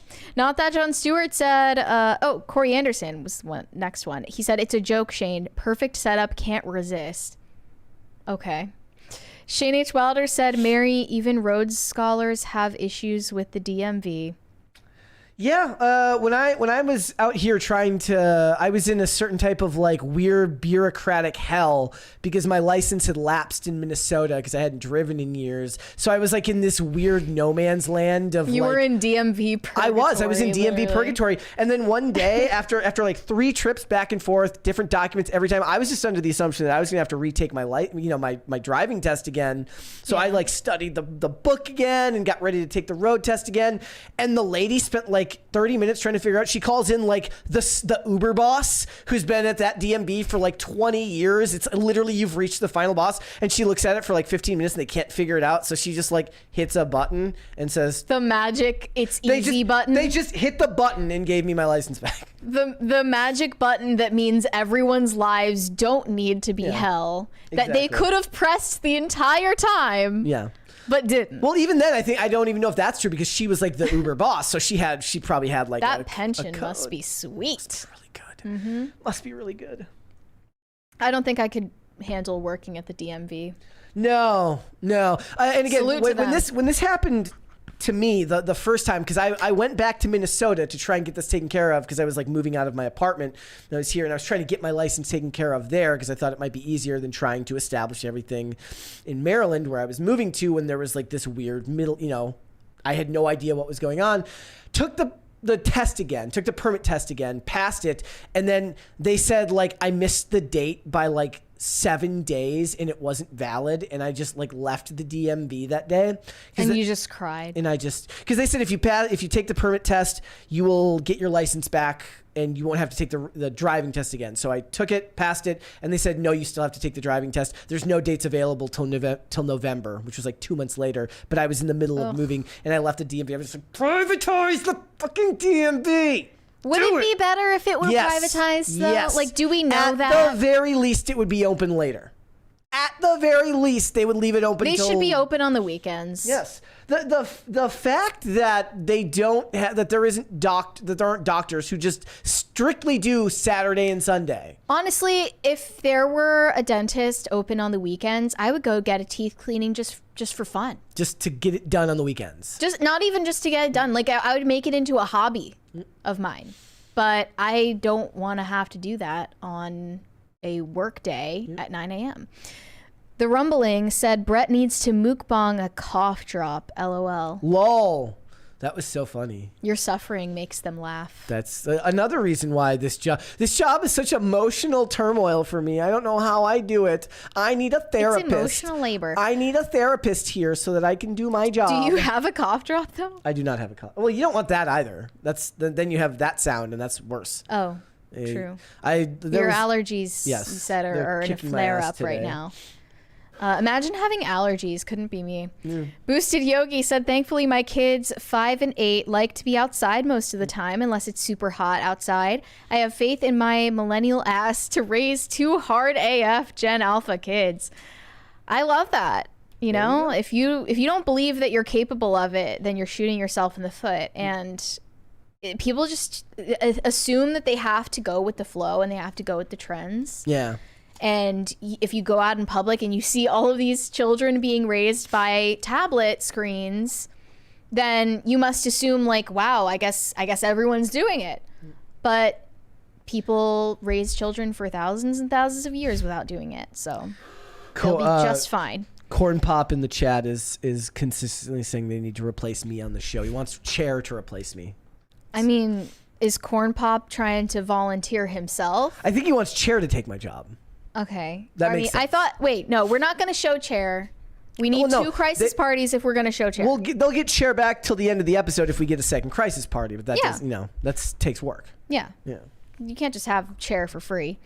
Frank and Tosh said Ren Fair on Max must see train wreck. Okay, so I have a question about that. So I've seen the ads for Ren Fair. I don't know who that lead actor is in the ad. It's like a show or a movie. I don't know what it is. I just see it advertised on Max whenever I log in, and the guy looks like Jeffrey Epstein in the still that they use for the show. Okay, it is, according to Wikipedia, a 3-part American TV documentary series directed by Lance Oppenheim that premiered earlier this month on Max. It explores a succession crisis at America's largest Renaissance fair in Texas. It follows an epic power struggle. Wait. Literally anything will get made these days. An epic power struggle after the founder of the Ren Fair announced his retirement. The festival's general manager and heir apparent faces off against a kettle corn kingpin and a former elephant trainer, all vying to reshape the festival in their own vision. I need to see this. Honestly, sounds kind of based. I am so excited to see it. Or this could be totally different from what you guys are talking about, but I'm pretty sure I have the right one. Does it say it's on Max right now? Yeah, this looks like the right one. I need to see this. So this is real? Yeah. Like this is a real I've documentary series. I've only seen the advertisements for it. That's awesome. I love shit like this. Yeah. Like I like anything to do with like the downfall of a company. Yeah, or something you like love that. stuff.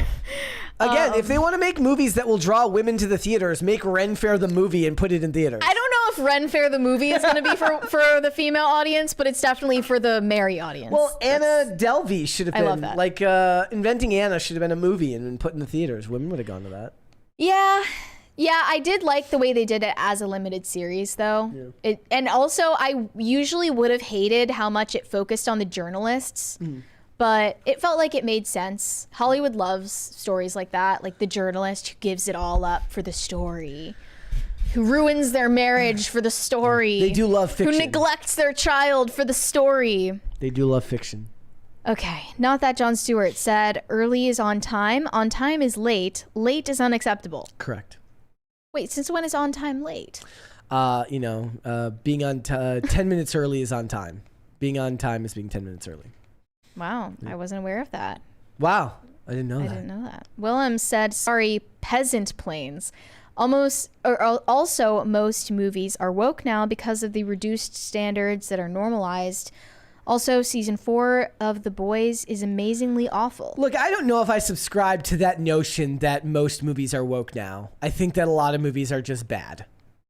I guess he's drawing some equivalency between those two things. Yeah. But JLo's movie was just a self-indulgent pile of garbage. What makes a JLo movie woke? Is she talking not about woke. like She's I mean maybe she's talking about how they were holding her back and she was only allowed to become like kind of a celebrity and not enough of a celebrity because of her ethnicity. What makes it woke?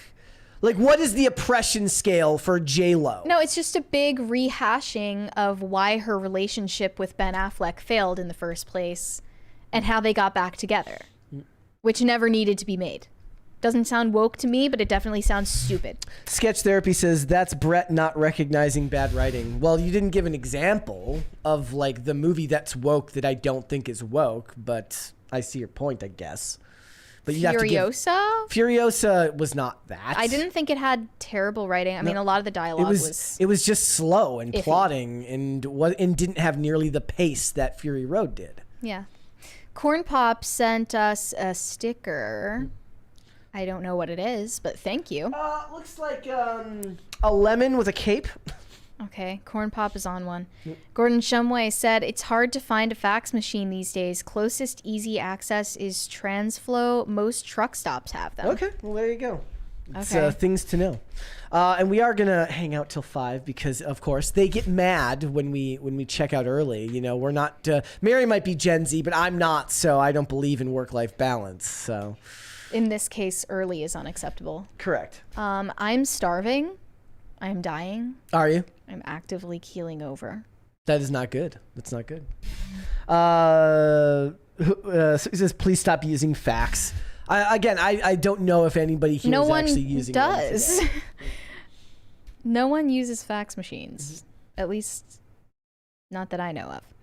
I would love to know like everyone's like go-to definition of the term woke in movies, because I actively avoid using it as a description for why a movie is bad, because what does that mean? Like that could mean one of 100 things. It could mean that there's a strong anti-white sentiment in the writing. It could have to do with the casting. We got a 20. Go for it. Sorry about that. That Stanstastic said, chat summary, auto-generated experiment. Quality may vary. People are discussing the live streamers' content, mostly about the chair and the upcoming Ren Fair event in Texas. Well, okay then. I want more of these. Yes. I want more auto-generated summaries of our chat because I don't really pay much attention to it, so I need a recap. Tacty Platty says, I use fax machines still. For what? For what? I don't understand what could call for that in 2024. Is it just to feel retro? Kind of like Polaroid cameras making a comeback. It's like putting a tape player in your car. You know, the next TikTok trend is going to be faxing. Like, yeah, Zoomers are going to get obsessed with having fax machines. I remember it's like owning a typewriter. I remember when Zoomers were making like earrings out of iPod shuffles. Yeah, I mean, they're still doing that. Out of iPod shuffles and stuff like that. I got my first iPod out of one of those claw machines. Really? Yeah, my cousin like won me a pink iPod shuffle out of one of those claw machines at like a restaurant once. Nice. And I put a bunch of Hannah Montana songs on it. I posted a clip on I reposted this thing on Twitter the other day. It's one of my favorite segments from WWE that they ever did, where Kane is at WWE New York. He's 7 feet tall. He's in his wrestling gear, and there's a kid trying to use the claw machine, and he keeps losing. And Kane comes over, puts the quarter in, tries, and loses. So he just punches a hole in it and grabs all the stuff out and gives it to the kid. It's always the shittiest stuff too. Yes, not worth it. Oh, there's the one. I think I sent you the video the one time where the guy spends all the money trying to win the iPhone out of it. Like it's a whole thing full of like little stuffed animals, and then one it's just iPhone, the box. and then they open the box of the iPhone, and it's another stuffed animal in the box. Yeah. Wait, but those like actually when you win them, you don't have the iPhone in the box. It gives you like a website to go to, doesn't it? I don't know. Otherwise, people would be breaking in there to take them. That makes sense. I think so. But I think we should try to plug the merch before we go today. We need more merch. We do actually plan on adding more merch, but I wanted to plug the merch regardless. I did see somebody recently say that a guide to politics in 2024, everything I don't like is a psyop. And I was like, funny you said that. Oh, you use that as an opportunity to like Yeah. drop the link. Yeah. Shameless self promo. I love it. Funny you said that. Well, it's true. Everything that we don't like is in fact a psyop. Hawk Tuah girl, she's a psyop. That's completely plausible. Yes, I 100%. I don't know She's what psyop. it's psyoping. I don't know what N-word the- girl, that's also a psyop. Look, okay. Okay, no. I see where that one might be a psyop. What is the psyop behind Oh, we got Hawk another Tuah girl? We got a $50 super chat from Yeah. That Stanzatastic. Another chat summary, just like I asked. Thank you. Chat summary, various topics, including different uses of fax machines from personal to professional settings, the ongoing debate surrounding the term woke and its changing meanings, various opinions on feminism and its perceived complexities. Well, nobody's been able to give me the strong Enthralling. one solid definition of woke anyways, which is why it's useless when describing a movie. Oh, we also got another one from The Rumbling. He said, yeah, I have to use fax machines at my work also. Shane H. Wilder said, gunpowder on Max. Mary would enjoy it. I will be waxing poetic on a takeaway I had from it in my Sunday Catholic Friends post. Okay, then. Okay, I'll look it up. And also Shane H. Wilder said YouTube would not let me write the name of the show. Yeah, you can't talk about pew-pews in the chat. Ah! Thank you. Okay, we can show chair now, right?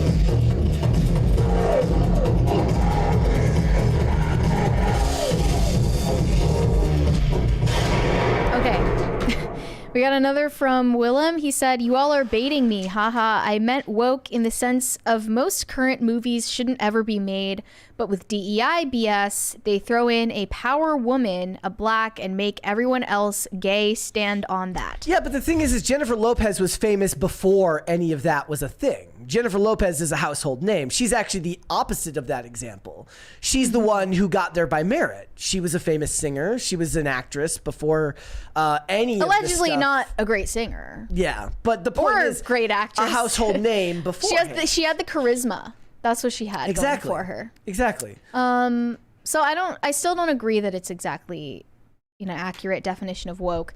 Surenko Productions said woke is self-worship. Okay, I need to know. I don't know if I agree about that. I don't know if I agree either. Okay, so I need to ask. So I get it. The N-word girl definitely could be seen as a psyop. People thought she worked for the DNC. Okay, what is the social benefit for somebody of making Hawk Tuah girl a psyop?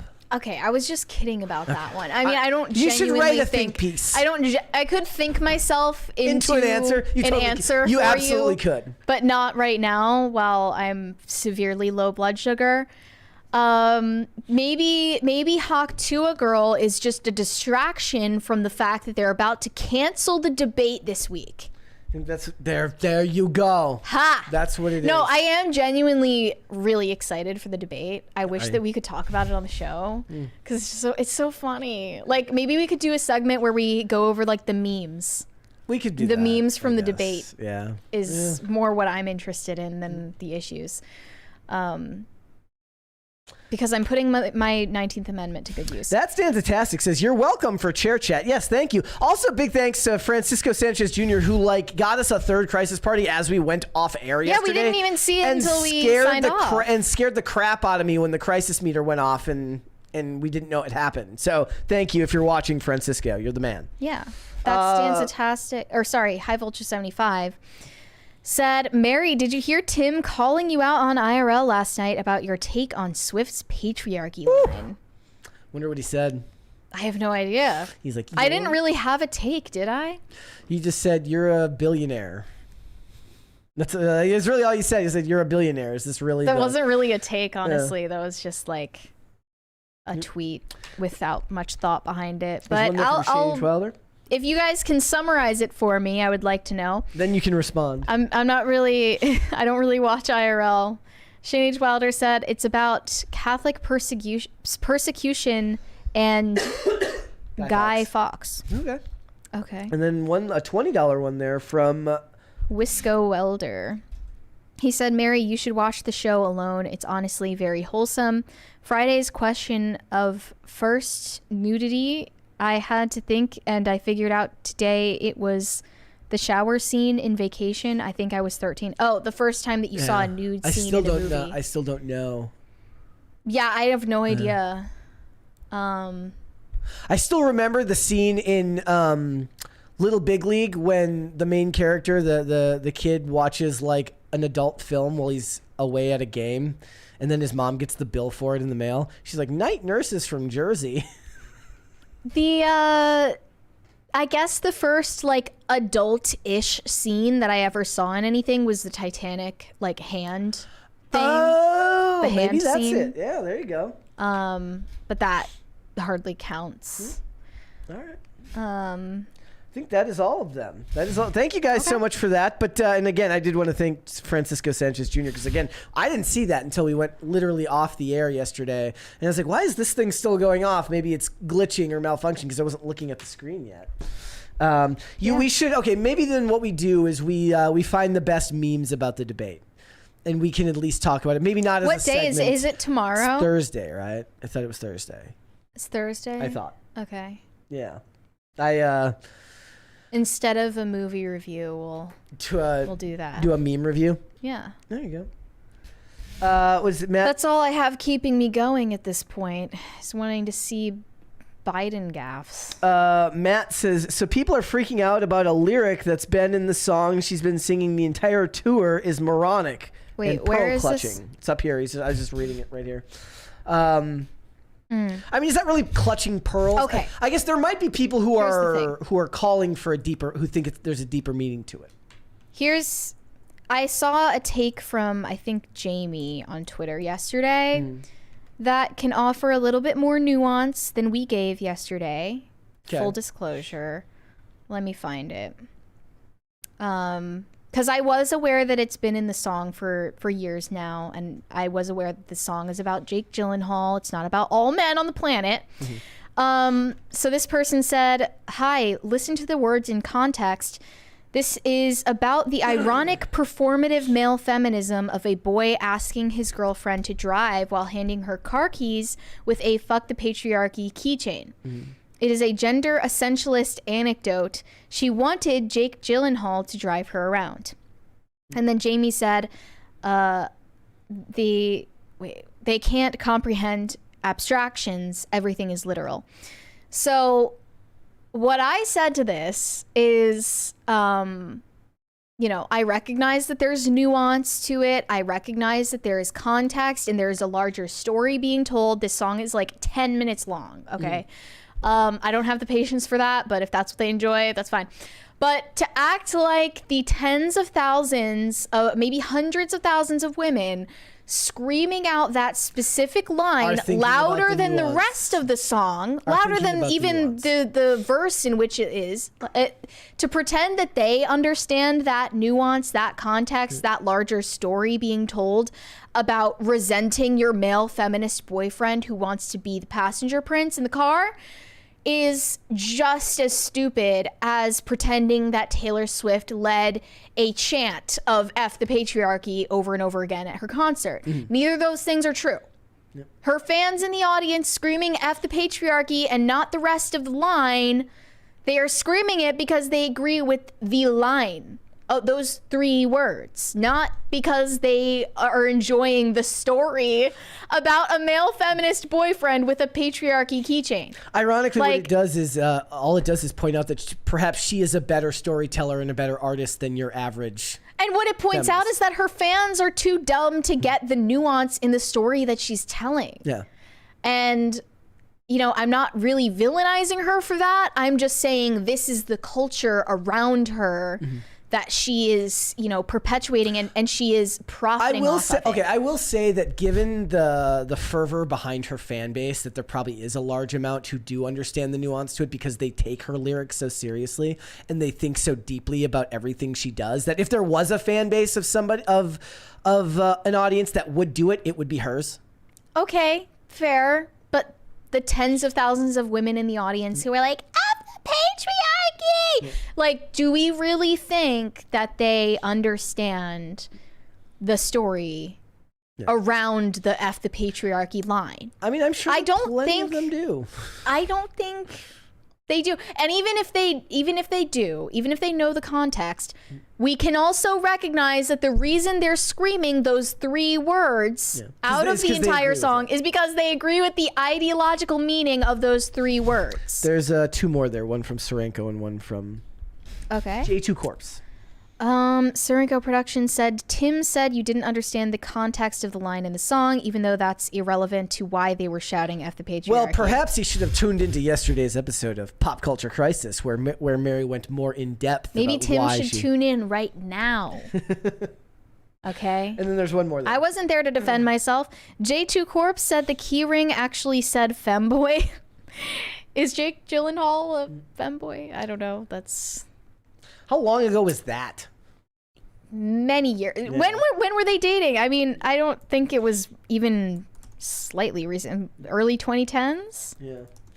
Didn't she wear a shirt that had his face on it? I have no idea. Believe it or not, I don't know, Mary, because I don't know much about Taylor Swift. This says they have a whirlwind romance in 2010 to 2011, which is believed to have inspired All Too Well from her album Red. Their relationship was marked by a significant age gap, with Swift being 20 years old at the time and Gyllenhaal being 29. Wow, what an age gap. Yep. They were introduced to each other by mutual friend Gwyneth Paltrow. How does they even run into the same circles? Gwyneth Paltrow's like in her 50s. What? Okay. Their age gap and their differing social circles led to criticism from Swift's fans, who felt that Gyllenhaal was too old for her. That's wild. Yeah, okay. Their relationship ended in early 2011 with Swift writing... Wait, that's... Okay. They dated for 4 months? And she wrote a 10-minute song about him? This is why people think she's crazy. I can't blame them. It's a good song, but that's insane. I imagine her writing songs about a lady who cuts her off in traffic, and she just doesn't release those because they just don't have the same market value. Ugh. Okay. Sorry. All right. I was just getting engrossed in that. All right, guys. Before we go, would you hit the like button on this video and subscribe to this channel if you have not done so already? Perhaps send us a fax if you have comments and concerns about the show, though we don't have a fax number. No? No? No? Mary, let everybody know where they can find you. You can send me validation on Instagram at Mary Archived, or you can send me hate on X. That is also Mary Archived, and you cannot fax me anything because it's 2024. That is true. All right. If you would like to follow me, you can follow me on Instagram and Twix at Brett Dasovic. My fax number is... No, I don't actually have a fax. That'd be cool, though. This show is here 5 days a week, Monday through Friday, 3 p.m. Eastern Standard Time. That is noon Pacific. We are on Amazon Music, Apple Podcasts, Pandora, and Spotify, if you would prefer to listen rather than watch. If you want to follow the show on social media, we are on Twix at popculture_show, Facebook, and not TikTok because we were banned, at Pop Culture Crisis, and on Instagram at Pop Culture Crisis Pod. Guys, we will be back with another episode tomorrow. We will see you then. Bye. Bye, everyone.